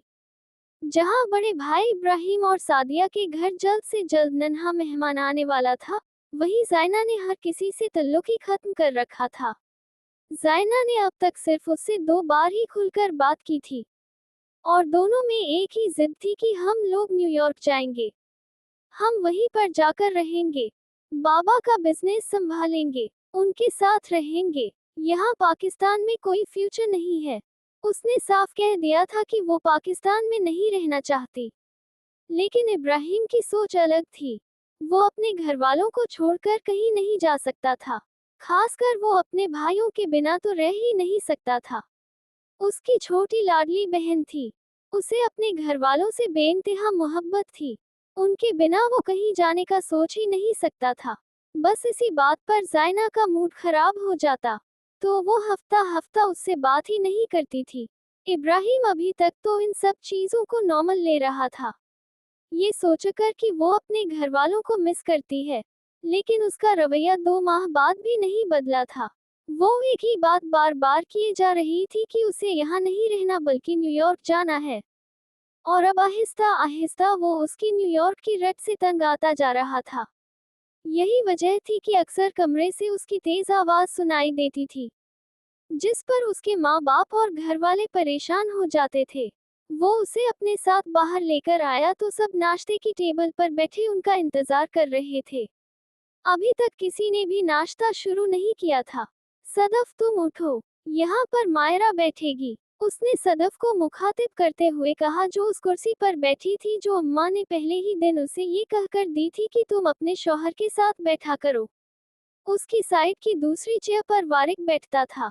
मैं क्यों दूं? मैं तो हमेशा इसी चेयर पर बैठकर नाश्ता और डिनर करती हूँ। क्या हो गया है वारिक? शायद आप भूल गए हैं। ये तो मेरी ही कुर्सी है ना। वो उसकी तरफ देखते हुए बोली। आंखों में कल जैसी वीरानी देखकर मायरा ना जाने क्यों निगाहें चुरा गई थी। पहले की बात और थी सदफ, अब की बात और है। अब इस कुर्सी पर वारिक की बीवी बैठा करेगी ना। दोनों एक साथ बैठे हैं, प्यारे लगते हैं। अम्मा ने जैसे उसे समझाना चाहा था। माफ करना आपा, बच्ची है ना अभी तक, पुरानी बातों को दिल पर लगाकर बैठी है। मैंने पहले दिन उसे इस कुर्सी पर बिठाया था, शायद इसीलिए गलतफहमी का शिकार हो गई। खैर मेरी भी मत मारी गई थी। मैं कहाँ जानती थी कि मेरी बच्ची का नसीब इतना काला होगा कि कोई बाहर की आई लड़की उसकी जगह पर आ जाएगी। तौबा तौबा करो शाजिया, कैसी बातें करती हो। हमारी बच्ची का नसीब क्यों काला हो। अल्लाह पाक उसको खुशियां नसीब करे। बोलने से पहले सोच लिया करो कि क्या बात कर रही हो। बेशक अल्लाह ने हमारी सदफ का भी बहुत खूबसूरत जोड़ा बनाकर रखा होगा। अम्मा ने उसे दुआएं देते हुए कहा तो सदफ फौरन ही कुर्सी छोड़कर उठ खड़ी हुई। जब वारिक ने उसके लिए कुर्सी घसीटकर उसे बैठने का इशारा किया वो खामोशी से कुर्सी पर बैठ गई थी। क्या बात है, कितनी खुश लग रही हो तुम वारिक को हासिल कर लेने की वजह से। लेकिन तुम्हें एक बात बताऊं, वारिक ना सिर्फ मेरे हैं, उन पर सिर्फ मेरा हक है। तुम जैसी लड़कियों को ना वो पसंद करते हैं और ना ही कभी देखते हैं। मैं जानती हूँ तुमने ही कोई गुल खिलाया होगा कि वो तुमसे शादी करने पर मजबूर हो गए। उसने किचन में कदम रखा तो सदफ वही दरवाजे के पास खड़ी थी। वारिक के जाने के बाद वो खुद ही अपने बर्तन उठाकर किचन में रखने के लिए आई थी, लेकिन उसे अंदाजा ना था कि सदफ यहाँ पर होगी। उसकी बातें सुनकर उसने एक नजर पलटकर उसे देखा। उसकी आंखों में उसके लिए नफरत थी, जैसे देखकर वो एक लम्हे के लिए खटक कर रह गई थी। उसका ये रूप और थोड़ी देर पहले मेज पर बैठे उदासी वाला रूप बिल्कुल अलग था। वो समझ नहीं पाई थी कि थोड़ी देर पहले यही लड़की बाहर बैठी अपने आंसू पीने की कोशिश कर रही थी, और अब यहाँ अंदर वो उसे अलग रूप में नजर आ रही थी। सॉरी सदफ, इस वक्त मैं आपसे बात नहीं कर सकती। वो क्या है कि मुझे लगता है वारिक चले गए। मेरा ब्रेसलेट ना, रात उन्होंने बहुत सख्ती से बंद किया था। मैं उनसे खुलवा कर लाती हूँ। अभी तक शायद वो पोर्च में होंगे। मैं वापस आकर आपको उनकी बातों का जवाब दूंगी। फिर आप मुझे बताएगा कि वारिक को किस तरह की लड़कियां पसंद हैं, और मुझे उनकी पसंद में ढलना होगा। आप तो उनकी कजिन हैं, उनके बारे में सब कुछ जानती हैं। मुझे उनकी पसंद नापसंद के बारे में बताएगा। मैं आती हूँ। वो क्या है ना, उन्होंने मुझे जाने से पहले इशारा किया था, बाद में नाराज हो जाएंगे। उसने आंख मारते हुए बाहर निकलना चाहा, जबकि सदफ तो उसके अंदाज पर हैरान रह गई थी। वो जानबूझकर बाहर आई थी जहां वो पोर्च में अपनी गाड़ी के बाहर खड़ा फोन पर किसी के साथ मसरूफ था। उसे बाहर आते देखकर वो हैरान हुआ, जबकि वो चेहरे पर मुस्कुराहट सजाए उसके पास आ रही थी। ये कौन सा नया अंदाज अपनाया है तुमने आज? क्या काम पर जाने नहीं दोगी? वो कल से ही अपने अंदाज बदले हुए था। उसके लिए ये अंदाज और ये बातें उसे हैरान नहीं कर रही थी। अरे जाओ जाओ, मैं तुम्हें कोई मना थोड़ी कर रही हूँ। वो तो मैं तुम्हारी गर्लफ्रेंड के चेहरे के एक्सप्रेशन देखने यहाँ तक आई थी। वो क्या है ना, मुझे कह रही थी कि तुम सिर्फ उसके हो, उसी के साथ रहोगे। इन शॉर्ट बेचारी मेरा सुकून बर्बाद करने आई थी। मैंने उसका सुकून बर्बाद कर दिया। अच्छा किया ना। नहीं, तुम्हें अच्छा क्यों लगेगा? तुम्हारी तो जानू का दिल दुखा दिया ना मैंने। जानते हो अभी सुबह तक मेरे दिल में उसके लिए बहुत हमदर्दी थी, लेकिन जैसे ही मैंने किचन में कदम रखा लड़की ने अपने रंग ही बदल लिए। मतलब अचानक हीरोइन से विलेन बन गई। वो मुझसे यानी मायरा खान से पंगे लेगी, और तुम्हें लगता है कि मैं तुम्हारी गर्लफ्रेंड को खुश रहने दूंगी? No never. हमदर्दी जाए भाड़ में। एक बात कान खोलकर सुन लो, जब तक मैं इस घर में तुम्हारी बीवी के सो कॉल्ड ओहदे पर फायज हूं ना, आगे पीछे देखना भी मत, वरना आंखें फोड़कर रख दूंगी, तुम्हारी भी और तुम्हें देखने वाली की भी। तो डार्लिंग हद में रहना। वो उसकी शर्ट के ऊपर के बटन पर अपना हाथ रखती एक अदा से उसके कंधे से नादीदा गर्द हटाते हुए बोली। और अगले ही लम्हे पलटकर अंदर चली गई, ये जाने बिना कि उसका ये अंदाज सामने खड़े आदमी पर बिजलियां गिरा रहा है। क्या है ये लड़की, पागल। वो मुस्कुराते हुए नफी में सर हिलाता अपनी गाड़ी का दरवाजा खोलकर अंदर बैठा ही था जब सामने शीशे में उसे किचन की खिड़की के पास खड़ी सदफ नजर आई। ये रोमांटिक अंदाज वो उसे दिखाने के लिए अपना रही थी, वरना उसकी बातें रोमांटिक तो हरगिज नहीं थी। वो समझ गया था कि सदफ ने यकीनन उससे कुछ ना कुछ उल्टा सीधा कहा था, वरना सुबह तक तो उसे सदफ से काफी हमदर्दी महसूस हो रही थी। सदफ को जल्द से जल्द उसके घर वापस भेजना होगा, वरना ये लड़की फजूल में मेरी शादीशुदा जिंदगी डिस्टर्ब करेगी। वो एक नजर किचन की खिड़की में देखता अपनी गाड़ी स्टार्ट कर चुका था। सब्र कर मेरी बच्ची, सब्र कर। ये लड़की ज्यादा दिन यहाँ टिक नहीं पाएगी। तुझे तो पता ही है तेरी खाला जरा सख्त तबीयत की है। वो ऐसी विलायती दुल्हन को ज्यादा दिन बर्दाश्त नहीं करेगी। तो इस मामले में बिल्कुल बेफिक्र हो जा। तू सिर्फ वारिक को देख, उसकी जरूरतों का ख्याल रखना। उसके आगे पीछे रहेगी तो मुझे यकीन है ये लड़की ज्यादा दिन इस घर में नहीं रुक पाएगी।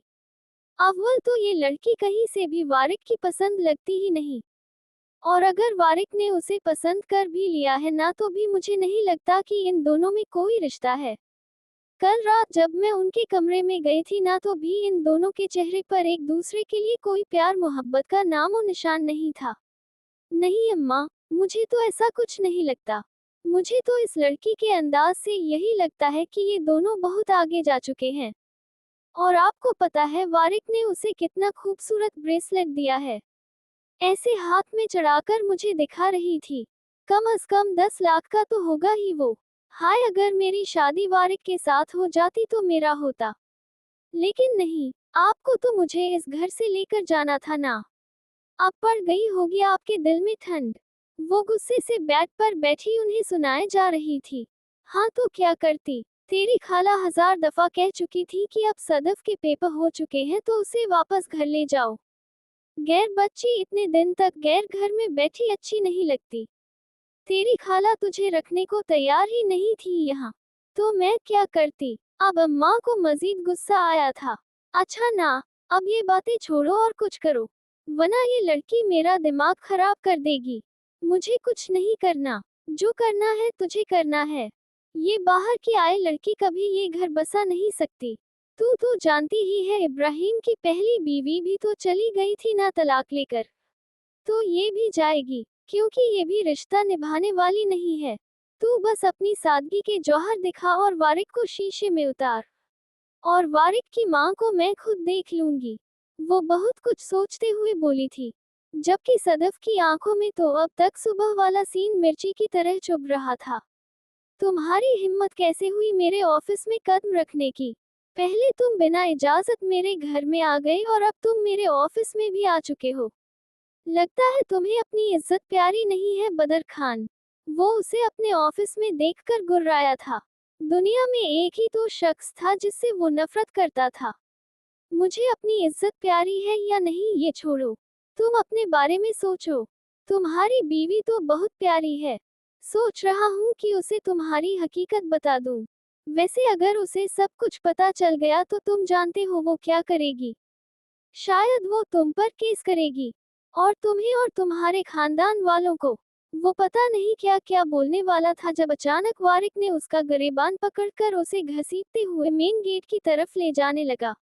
उसका अंदाज इतना जारहाना था कि बदर खान उसकी इस हरकत पर हैरान रह गया, जबकि वो रुका नहीं था, बल्कि उसे यूं ही घसीटते हुए अपने बड़े शीशे के दरवाजे से बाहर की तरफ फेंका था।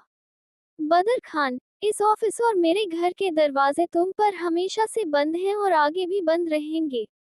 मेरे घर की तरफ आंख उठाकर भी मत देखना, और मेरी बीवी की तरफ अगर तुमने निगाह उठाकर देखा तो किसी और चीज को देखने के काबिल नहीं रहोगे तुम। मैं क्या हूँ क्या नहीं ये मैं जानता हूँ, और अपनी बीवी को मुझे अपने बारे में क्या बताना है और क्या नहीं उसका फैसला भी मैं ही करूँगा, तुम नहीं। और एक और बात, मेरी बीवी के आसपास भी मत भटकना, वरना सारी जिंदगी अपने पैरों पर खड़े नहीं रह पाओगे। गार्ड, इसे धक्के मारकर यहाँ से निकालो। और हाँ, अगर इसे धक्के मारकर यहाँ से निकालते हुए तुम लोगों को किसी मीडिया के नुमाइंदे ने देख लिया तो परेशान होने की जरूरत नहीं है। मैं खुद सुबह की हेडलाइन में इस घटिया शख्स का नाम देखना चाहता हूँ। वो अपनी शर्ट की आस्तीन फोल्ड करते हुए अपनी शर्ट के ऊपरी 2 बटन भी खोल चुका था। इस वक्त वो इतने गुस्से में था कि किसी की शक्ल भी नहीं देखना चाहता था। बाबा एक तरफ खड़े उसका सुर्ख चेहरा देख रहे थे। आजकल ताशफीन तो हर वक्त मसरूफ रहते हैं। उनको तो टाइम ही नहीं मिलता मेरे साथ वक्त गुजारने का। और अगर वक्त मिलता भी है तो वो वक्त वो अपने जज्बात का इजहार करने में गुजार देते हैं। अब तो उनको संडे को भी छुट्टी नहीं होती। बेचारे कितना काम करते हैं।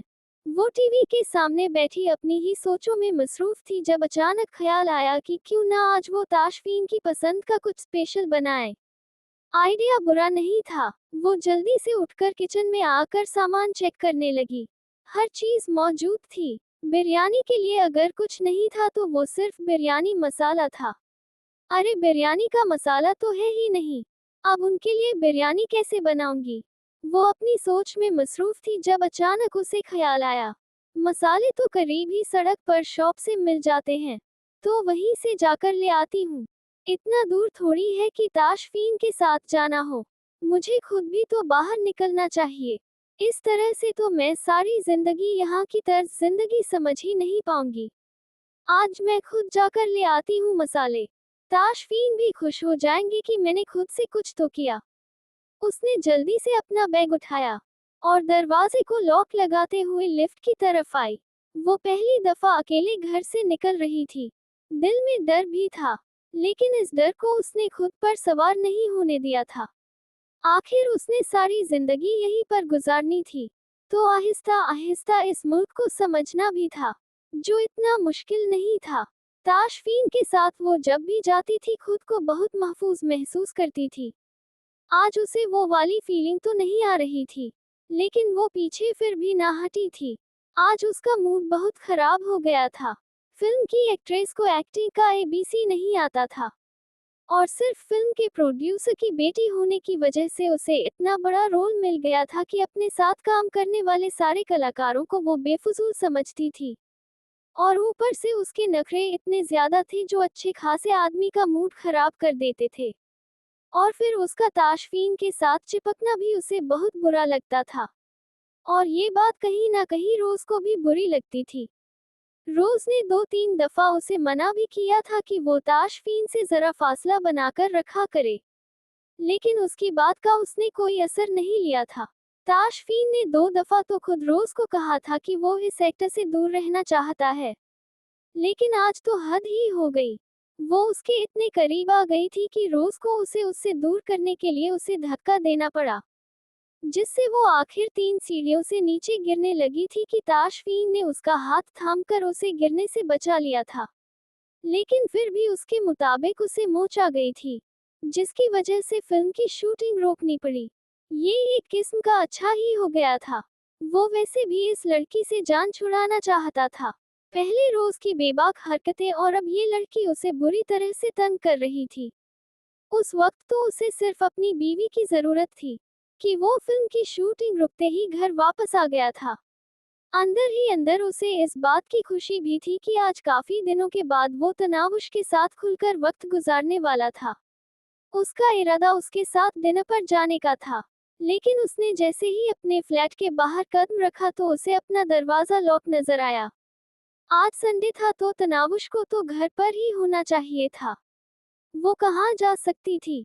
उसने परेशानी से अपनी जेब से चाबी निकालकर दरवाजा खोला और अंदर दाखिल हुआ।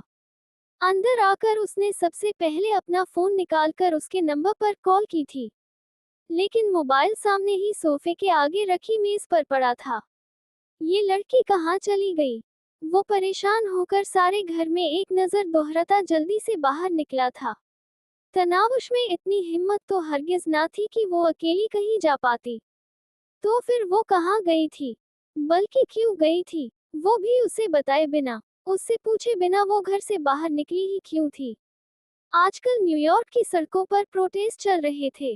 सुनने में तो यही आया था कि किसी लड़की के साथ गैंग रेप हुआ है। और इंसाफ न मिलने पर कॉलेज के स्टूडेंट सड़कों पर निकल आए हैं, जिस पर वो बिल्कुल भी लिहाज नहीं कर रहे। वो पत्थरों का भी इस्तेमाल कर रहे हैं और ऐसी ही और भी खतरनाक चीजों का जिससे किसी को भी चोट लग सकती है। और सबसे बड़ा मसला ये था कि उसके फ्लैट के बाहर वाली सड़क इस प्रोटेस्ट की जद में आ चुकी थी। वो जल्दी से घर से बाहर निकला था ताकि तनावुश को देख सके। वो लड़की कहाँ जा सकती थी, और अगर गई थी तो कम अज कम उसे बताकर जा सकती थी। क्या मसला है तुम्हारे साथ जायना? सुकून से क्यों नहीं रह रही हो और ना मुझे रहने दे रही हो? तुम्हारा दिमाग तो खराब नहीं हो गया? हर रोज एक ही टॉपिक छेड़कर बैठ जाती हो। अब हमारी शादी को 4 महीने होने वाले हैं। कम अज कम अब तो होश करो। अपना ना सही हमारे होने वाले बच्चे का ही ख्याल कर लो। क्यों एक फजूल सी बात पर रोज झगड़ा करके बैठ जाती हो? कम अज कम थोड़े से तो होश के नाखून लो। अब हमारी फैमिली बनने जा रही है। हम 2 से 3 होने जा रहे हैं। कम अज कम अब तो ख्याल करो। मैं अपने घर वालों को छोड़कर तुम्हारे साथ कहीं नहीं जाऊंगा। और जहां तक बात इस बच्चे की है तो मेरी औलाद इसी घर में जन्म लेगी और इसी घर में पलेगी। मेरे घर वाले तुम्हें कोई तकलीफ नहीं देते, तो बेहतर होगा कि मेरे घर वालों से उनकी खुशियां छीनने की कोशिश भी मत करो। देख रही हो तुम मेरी अम्मी कितनी खुश है अपने पोते पोती की खबर सुनकर। वो उसे समझा रहा था, कभी लड़कर कभी सख्ती से, लेकिन वो उसे समझना ही नहीं चाहती थी। हाँ तो तुम्हारे भाई भाभी ने दे तो दी उन लोगों को वारिक के रूप में खुशखबरी। और कितनी खुशियां चाहिए उन लोगों को। पूरे घर में क्या बच्चों की फौज पैदा करनी है। मुझे इस घर में नहीं रहना, और ना ही मेरा बच्चा इस घर में आंख ही खोलेगा। जो भी कर लो, लेकिन मैं यहाँ पर अपने बच्चे को हरगिज जन्म नहीं दूंगी। तुम्हें अगर यहाँ रहना है तो शौक से रहो, लेकिन मेरा बच्चा इस घर में हरगिज आंखें नहीं खोलेगा, और तुम्हें मेरे साथ चलना होगा। वो जब से प्रेग्नेंट हुई थी वो इब्राहिम को बात करने का भी मौका नहीं देती थी, और उसकी तबीयत को मद्देनजर रखते हुए इब्राहिम भी लड़ने झगड़ने से काफी एहतियात करता था। मैं तुम्हारे इस फजूल की जिद से तंग आ चुका हूँ। इस घर से तो तुम कहीं नहीं जा सकती, जब तक मेरा बच्चा इस दुनिया में नहीं आ जाता। बाकी जो तुम्हें करना है शौक से करो। वो कहकर कमरे से निकल गया था, जबकि वो सिर्फ पैर पटक कर रह गई। ताशफीन पागलों की तरह उसे हर तरफ ढूंढ रहा था। हर तरफ स्टूडेंट ही स्टूडेंट थे। कुछ लोग हाथों में पत्थर लिए हुए थे, तो कुछ रेपिस्ट के पुतले जला रहे थे। लेकिन यहाँ बहुत हंगामा था। उसे यकीन था कि तनावुश यहाँ आई भी होगी तो भी रुकी नहीं होगी, क्योंकि उसे भीड़ वाली जगहों से खौफ आता था। पिछले 2.5 महीनों में वो उसे इतना तो समझ ही चुका था। वो उसके हर डर को समझ गया था, उसकी हर पसंद को वो जान चुका था। कहाँ चली गई है ये बेवकूफ लड़की? ये मोबाइल क्या मैंने उसे घर पर फेंकने के लिए दिया था? कोई होश नहीं है कि मैं यहाँ कितना परेशान हो रहा हूँ। अगर कहीं जाना था तो कम अज कम बताकर तो जा सकती थी। वो कभी एक तरफ तो कभी दूसरी तरफ जा रहा था।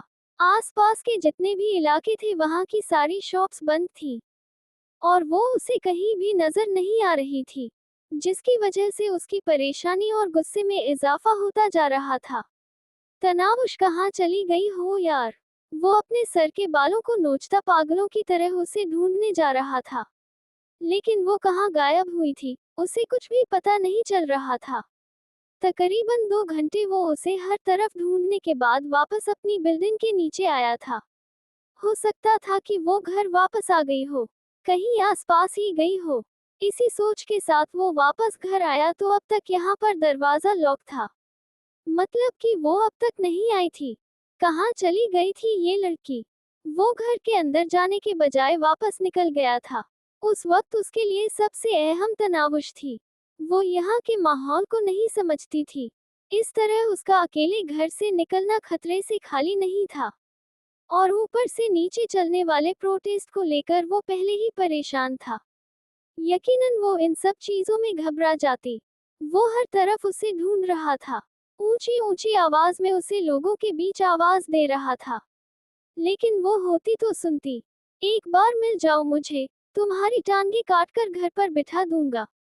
लेकिन कभी अकेले बाहर नहीं जाने दूंगा। वो गुस्से से पागल हो रहा था। अगर अब भी वो उसे ना मिली तो वो ना जाने क्या कर बैठेगा। वो बिरयानी का मसाला लेने के लिए आई थी, लेकिन उसे मसाला क्या ही मिलता।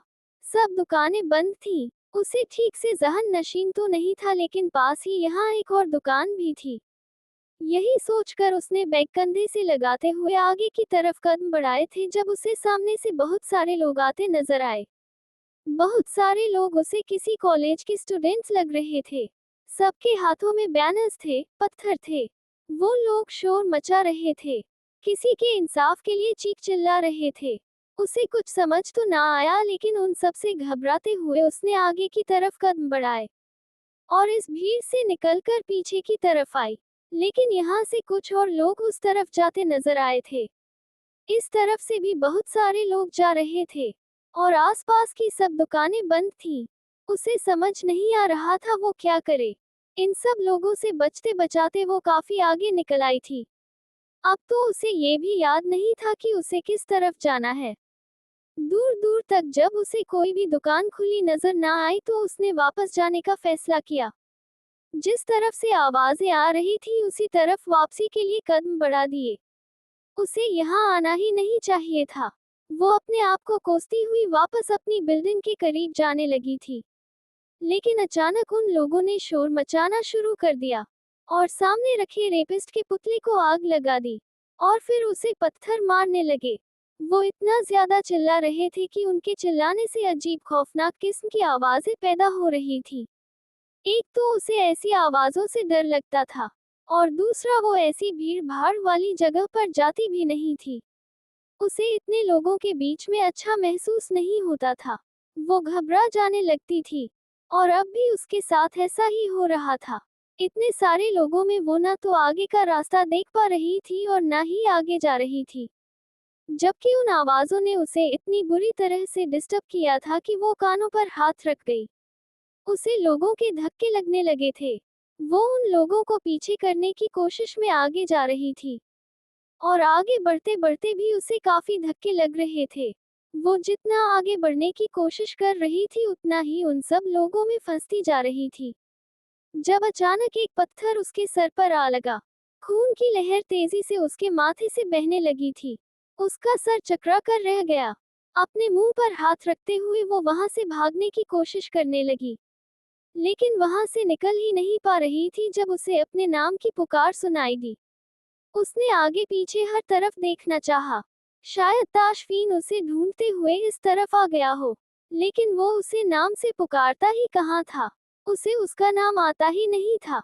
वो बेबसी से अपने चेहरे पर हाथ रखे अपने खून को रोकने की कोशिश कर रही थी जब अचानक किसी ने उसे अपनी तरफ खींचा और फिर उसे किसी कीमती मताह की तरह अपने सीने में दबाए तेजी से वहां से निकलने लगा। उन लोगों की भीड़ को वो कोई भी हद अहमियत दिए बिना तेजी से वहां से निकलता चला गया था। वो ताकतवर था, हिम्मत वाला था। वो अपनी बीवी की हिफाजत कर सकता था। वो सच में उसका मुहाफिज था और आज वो उसकी हिफाजत करने के लिए आ गया था। अपनी आंखें बंद किए वो बस उसके सीने से लगी चले जा रही थी। उसे कुछ नहीं सुनना था, कुछ भी नहीं देखना था, बस यहाँ से निकलना था।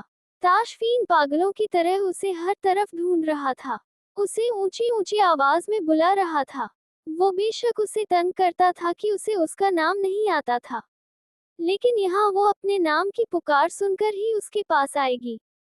और उसने उसे बहुत ऊंची आवाज में पुकारा था, लेकिन इतने सारे लोगों के शोर के पीछे उसकी आवाज दबने लगी थी। उसे परेशान होने लगी थी। वो कहाँ गई थी, किस तरफ गई थी। एक तो वो अपनी बिल्डिंग में भी किसी को नहीं जानती थी कि किसी को कुछ बताकर जाती।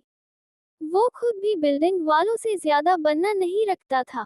यही वजह थी कि उसने किसी से पूछा भी नहीं था, बस खुद ही उसे ढूंढने की कोशिश कर रहा था। लेकिन उसकी सारी कोशिशें नाकाम हो रही थी। इतना ढूंढने के बाद भी वो उसे कहीं भी नहीं मिल रही थी। यहाँ से नाउम्मीद होकर वो पीछे की तरफ मुड़ने लगा था जब उसे अपने आसपास कोई खुशबू महसूस हुई। इस खुशबू को उसने बहुत नजदीक से महसूस किया था। वो खुशबू हर रात उसके सीने से लगकर सोती थी। वो अगले ही लम्हे में पलटा था जब कुछ फासले पर वो अपने चेहरे पर हाथ रखे उसे नजर आई थी। उसने अगले ही लम्हे हाथ बढ़ाकर उसे अपनी तरफ खींचा और उसे अपने सीने से लगाते हुए वहां से निकलता चला गया। उस वक्त उसे बहुत गुस्सा आ रहा था। बस नहीं चल रहा था कि वो इस लड़की को जान से मार डाले। लेकिन जिस तरह वो कांप रही थी और उसके माथे से खून बह रहा था, वो चाहकर भी कुछ नहीं कर पाया था। वो बस तेजी से वहां से निकलता चला गया और अगले 2 मिनट में वो उसे इस भीड़ से काफी दूर ले आया था। दिमाग खराब हो गया है तुम्हारा? क्यों गई थी तुम उन लोगों के बीच में? जानती भी हो कि इस वक्त ये लोग कितने पागल हो चुके हैं। वो देखते भी नहीं है कि यहाँ पर कोई मर रहा है या जी रहा है। उन लोगों को फर्क नहीं पड़ता। वो अपने इंसाफ की जंग में इतने अंधे हो चुके हैं कि किसी को पत्थर लगे या किसी को आग लगे उन्हें कोई फर्क नहीं पड़ता। एक शख्स को इंसाफ दिलाने के चक्कर में ये लोग अंधे हो जाते हैं। वो उसे खुद से अलग करते हुए समझाने लगा था। उसका अंदाज बहुत सख्त था। वो बहुत गुस्से से बात कर रहा था। वो यहाँ कितनी बड़ी मुसीबत में फंस सकती थी उसे अंदाजा भी ना था। वो जानना चाहता था कि वो यहाँ आए ही क्यों। वो नीचे क्यों आई थी। इतने लोगों के बीच में वो क्या कर रही थी। क्या वो भी इन सब चीजों का हिस्सा थी? और अगर थी भी तो क्यों थी? क्या उसको पता नहीं था कि ये सब कुछ उसके लिए कितना गलत है?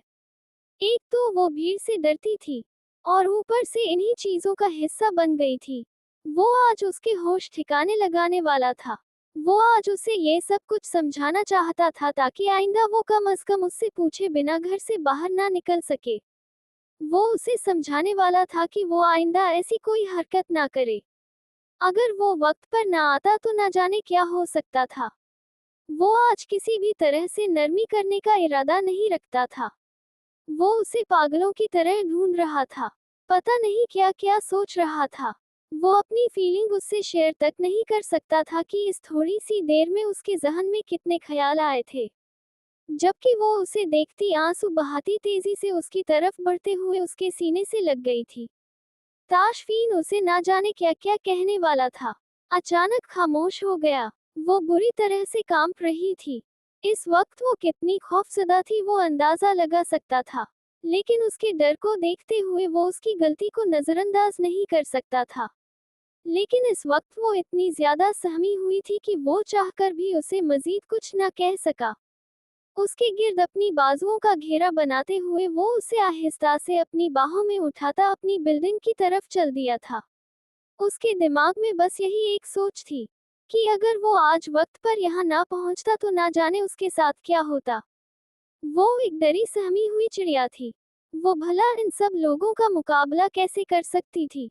ना जाने वो यहाँ आई कैसे थी। ये सब कुछ तो उसको अब घर चलकर ही पता चलना था। वो उसे यूं ही अपने साथ लगाए लिफ्ट में दाखिल हुआ था। लिफ्ट का बटन प्रेस करते हुए उसने एक नजर उसकी तरफ देखा जो आंखें बंद की उसके सीने पर अपना सर रखे हुए थी। उसका नाजुक सा वजूद उसने अपनी बाहों में कैद किया हुआ था। आज उसे एहसास हुआ था कि ये छोटी सी लड़की उसकी जिंदगी में कितनी ज्यादा अहमियत रखने लगी थी। वो उसे कितना ज्यादा चाहने लगा था। आज उसे पता चला था कि वो उससे दूर नहीं रह सकता। बस थोड़ी देर उसे अपने पास ना पाकर क्या हालत हो गई थी उसकी। और अगर वो उसे थोड़ी देर और ना मिलती तो ना जाने वो क्या कर गुजरता। आज सच में उसे इस पर बहुत ज्यादा गुस्सा आ रहा था।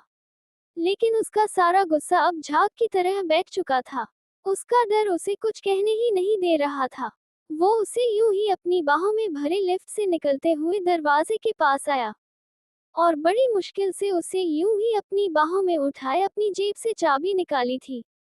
वो आंखें बंद किए उसके सीने पर सर रखे बिल्कुल खामोश थी। उसने दरवाजा खोलते हुए दरवाजा वापस बंद किया और उसे लाकर सोफे पर बिठाया। बैठो, मैं फर्स्ट एड बॉक्स लेकर आता हूँ।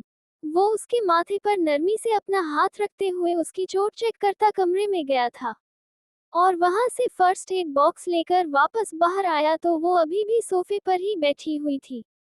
ज्यादा गर्मी नहीं थी, लेकिन इसके बावजूद भी उसके माथे पर पसीने की बूंदें चमक रही थी।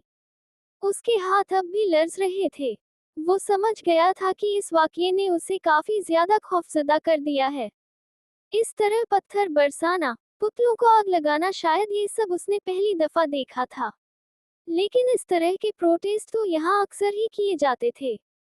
कभी एक को इंसाफ दिलाने के चक्कर में, कभी दूसरे को इंसाफ दिलाने के चक्कर में। ये सब कुछ बहुत आम होने लगा था। वो उसके पास बैठते हुए उसके माथे पर लगे खून को साफ करने लगा। चोट ज्यादा गहरी तो नहीं थी, लेकिन फिर भी उसका काफी खून बहा था। उसकी मरहम पट्टी करते हुए वो साथ साथ उसकी चोट पर फूंक मारते हुए उसे तकलीफ से बचाने की कोशिश कर रहा था। उसने उसका चेहरा साफ करने के बाद उसके माथे पर बैंडेज किया था और फिर उसके लिए पानी लेकर आया। तुम ठीक हो ना? वो उसे अपने करीब करते हुए उसका सर एक दफा फिर से अपने सीने पर रख चुका था, जबकि वो उसके सीने से लगी फूट फूट कर रोने लगी थी। जान, ये क्या बच्चों जैसी हरकतें कर रही हो तुम? ऐसा भी कुछ नहीं हुआ जिस पर तुम इस तरह से रोने लगो। ऐसे प्रोटेस्ट यहाँ पर हर तीसरे दिन होते हैं। इतना परेशान होने की जरूरत नहीं है। बस ऐसे हालात में तुम्हें भीड़ से निकल जाना चाहिए था। ये लोग पागल होते हैं। इनको खुद भी पता नहीं होता कि ये क्या कर रहे हैं, जिनका किसी से कोई लेना देना नहीं होता। इस तरह के प्रोटेस्ट में लड़ाई झगड़ों के लिए वो भी हिस्सा ले लेते हैं।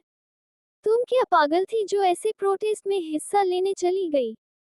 क्या तुम्हें पता नहीं था वहाँ ये लोग ये हरकतें करने वाले हैं? वो उसका चेहरा थामकर अपने सामने करते हुए पूछने लगा। मेरा दिमाग खराब है जो मैं इन लड़ाई झगड़ों में हिस्सा लेने जाऊंगी।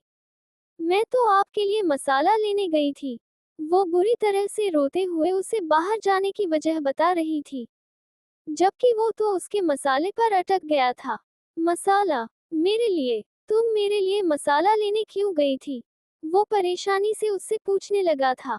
क्या उसकी बीवी का दिमाग हिल गया था जब वो ऐसी भटकी भटकी बातें कर रही थी? आप इतने दिनों से ठीक से खाना नहीं खा रहे थे ना, तो मैंने सोचा मैं आपके लिए बिरयानी बनाऊंगी। तो मसाला ही नहीं था, तो मैंने सोचा मसाला तो पास से मिलता है, मैं ले आती हूँ। आप खुश हो जाएंगे कि मैंने खुद से कोई काम किया है। लेकिन सब कुछ उल्टा हो गया और मेरा बैग भी कहीं गिर गया। मेरे बैग में पैसे थे। वो सू सू करते हुए उसे बता रही थी, जबकि उसके इस क्यूट से अंदाज पर वो चाहने के बावजूद भी अपनी हंसी रोक नहीं पाया था। वो अभी उससे सख्ती से पेश आना चाहता था, उसे डांटना चाहता था, लेकिन उसका यूं रोना उसे कुछ भी नहीं करने दे रहा था। उल्टा अब उसे इस पर प्यार आ रहा था। तो मेरी जान, ये इतना जरूरी भी तो नहीं था। मसालों के चक्कर में अगर मैं अपनी बीवी को खो देता तो? वो अपनी नाराजगी, अपना गुस्सा सब कुछ एक तरफ रखते हुए उससे सवाल करने लगा। क्यों जरूरी नहीं था? आप इतने दिनों से ठीक से खाना तक नहीं खा रहे, इतने कमजोर होते जा रहे हैं आप। वो उसे देखते हुए बोली, जबकि वो एक नजर अपने आप को देख और फिर अपने कसरती मसल्स को देखकर अपनी इस कमजोरी को तलाश कर रहा था जो उसे नजर आ रही थी। डार्लिंग, तुम न इन मसालों को छोड़ो। अगर तुमने मेरे बारे में सोचना ही है ना, तो कुछ और सोचो। कुछ ऐसा सोचो जिसे देखकर खुश हो जाऊं। खाना तो मैं रोज खा ही लेता हूँ। तुम्हें मेरी थकावट दूर करने के बारे में सोचना चाहिए। वो उसे अपने बाजुओं में कैद करते हुए बोला तो उसका दिल जोर जोर से धड़कने लगा। और वो कैसे दूर होगी? वो उसे देखते हुए मासूमियत से पूछने लगी, जैसे उसके हुक्म की गुलाम हो। अभी उसके कहते ही उसके हुक्म बजा ले आएगी। अब ये भी मुझे बताना पड़ेगा। कम अज कम अपनी ताई अम्मी से ये हुनर तो सीख कर आती। खाना बनाने और दर्स देने तो अच्छे से आते हैं। वो जेर लब बड़बड़ाया था, जबकि वो कोशिश के बावजूद भी उसकी बातों को समझ नहीं पाई थी। आओ अंदर चलो, मैं सिखाता हूँ तुम्हें कि शौहर की थकावट को किस तरह से दूर किया जाता है। वो उसका हाथ थामे उसे अपने साथ अंदर ले आया था। उसका मकसद उस वक्त उसे इस खौफ से बाहर निकालना था जिसकी वजह से वो अभी तक कांप रही थी, और इसके लिए जरूरी था कि वो उसे खुद में मसरूफ कर ले। वो उसे कमरे में लाते हुए अलमारी के पास आया था और उसमें से वही उस दिन वाली नाइटी निकालकर उसके सामने की। अस्तगफिरुल्लाह, आपका दिमाग खराब हो गया है। वो पीछे हटते हुए जाने लगी तो अचानक उसने उसका हाथ पकड़कर उसे अपनी तरफ खींचा और उसी हाथ को उसकी कमर के पीछे लॉक कर दिया। शौहर की थकन उतारने के कुछ तरीके होते हैं, कुछ हुनर होते हैं लड़की। तुम्हें कुछ भी नहीं आता, लेकिन मैं एक अच्छा शौहर होने के नाते तुम्हें सब कुछ सिखाऊंगा। चलो अब जल्दी से ये ड्रेस पहन कर आओ, फिर मैं तुम्हें बाकी के सारे हुनर भी सिखाऊंगा। मेरी शागिर्दी में आकर तुम सब कुछ सीख जाओगी। वो उसे आंखें दिखाता सख्ती से बोला था, जबकि वो मजीद मासूम शक्ल बनाती उसे देखने लगी। अपना लब अपने दांतों में दबाए वो अपने हसीन डिंपल की भरपूर नुमाइश कर रही थी।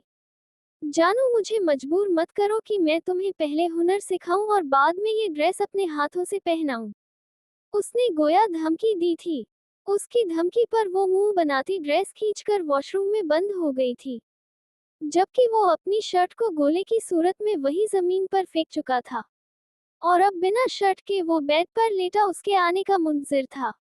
निगाहें वॉशरूम के दरवाजे पर जमी हुई थी, जब अचानक उस लॉक की आवाज सुनाई दी। अरे बाहर निकलो ना, कितना इंतजार करूं मैं। वो काफी देर लॉक खोलने के बाद भी बाहर ना आई तो वो ऊंची आवाज में बोला, पहले आप रूम की लाइट ऑफ करें फिर आऊंगी। उसने सिर्फ सर बाहर निकालकर उसे देखा था। लाइट क्यों बंद करूं? अगर लाइट बंद कर दूंगा तो तुम्हें देखूंगा कैसे? और तुम्हें देखूंगा नहीं तो अपनी थकावट कैसे उतारूंगा? वो जैसे उसे बहुत बड़ी वजह दे रहा था लाइट ऑफ ना करने की। ठीक है, तो आप यूं ही बेड पर लेटे अपनी थकन उतारते रहें। मैं तो नहीं आ रही। वो जरूरत से ज्यादा नखरे दिखाने लगी थी। वो उसे घूर कर रह गया और फिर अगले ही लम्हे हाथ बढ़ाकर लाइट ऑफ कर दी। मुहतरमा, अब बाहर निकल आओ या मैं खुद आऊं तुम्हें लेने के लिए, वो ऊंची आवाज में बोला, जबकि वो दरवाजा खोलती बाहर कदम रख चुकी थी। वो लाइट बल्ब की रोशनी में उसी पर निगाहें जमाए उसे देख रहा था। जब वो आहिस्ता आहिस्ता चलती उसके बैग के करीब आई उसने हाथ बढ़ाकर लाइट वापस ऑन कर दी। ताशफीन, आप बहुत बड़े चीटर हैं। मैं कभी आपसे बात नहीं करूंगी, वो नाराजगी से कहती वापस वॉशरूम की तरफ भागने लगी थी जब अचानक उसने उठते हुए उसे थामकर बेड पर धक्का दिया और खुद को उसके ऊपर काबिज हो गया। डार्लिंग, अगर मुझे दिखाना ही नहीं है तो पहनने का क्या फायदा? और वैसे भी मैं तो तुम्हारा हर रूप देख चुका हूँ, तो अब पर्दा कैसा है? ना जाने तुम ये शर्माना घबराना कब छोड़ोगी। वो उसके चेहरे को अपनी उंगली की पोरों से छूते हुए अपने हाथ उसकी गर्दन तक लाया और फिर अचानक ही झुककर उसके होंठों को अपनी दस्तरस में कैद कर लिया। तुम्हारी खुशबू मुझे पागल कर देगी। वो उसकी गर्दन पर अपने लब रखते हुए गहरी सांस लेता उसकी कमर को अपने मजबूत बाजू की गिरफ्त में लेकर उसे अपने ऊपर ले आया था, जिससे उसके सारे बाल उसके चेहरे पर बिखर गए थे। तुम्हारा दीवाना होता जा रहा हूँ। कैसे बर्दाश्त करोगी इस दीवाने की दीवानगी? मेरा दिल करता है मैं तुमसे तुम्हारी सांसें छीन लूं, तुम्हारी एक एक सांस पर अपनी मिल्कियत जमा लूं। तुम मेरी इजाजत के बिना ये सांसें भी इस हवा की सुपुर्द ना कर सको। तुम सोच रही होगी अजीब बंदा है, हवा से भी जलने लगा है। लेकिन क्या करूं जान, तुमको छूती कोई चीज मुझे अच्छी नहीं लगती। मुझे लगता है कि सिर्फ मेरा हक है जो सिर्फ मुझे हासिल होना चाहिए। वो उसकी गर्दन पर दीवानावार अपने होठों का लम्स छोड़ रहा था। वो उसके पौर पौर को अपने होठों की पुरहदत बेबाक हरकत से महका रहा था, जबकि वो खामोशी से उसकी शिद्दतें सह रही थी। उसकी पनाहों से निकलना आसान नहीं था। वो मोहब्बत के मामले में बहुत शिद्दत पसंद था, पर अब उसकी यही शिद्दतें सहने की उसे आदत होती जा रही थी। उसकी बाहों में कैद रहना उसे अच्छा लगता था। वो जब उसके करीब होता था उन दोनों के बीच में इंच भर का फासला भी नहीं रहने देता था। वो उसे अपनी सांसों से ज्यादा करीब कर लेना चाहता था, बल्कि कर चुका था। वो उसके इश्क में गोटे गोटे डूब चुकी थी। वो सिर्फ उसकी थी और ताशफीन सिर्फ तनावुश का था।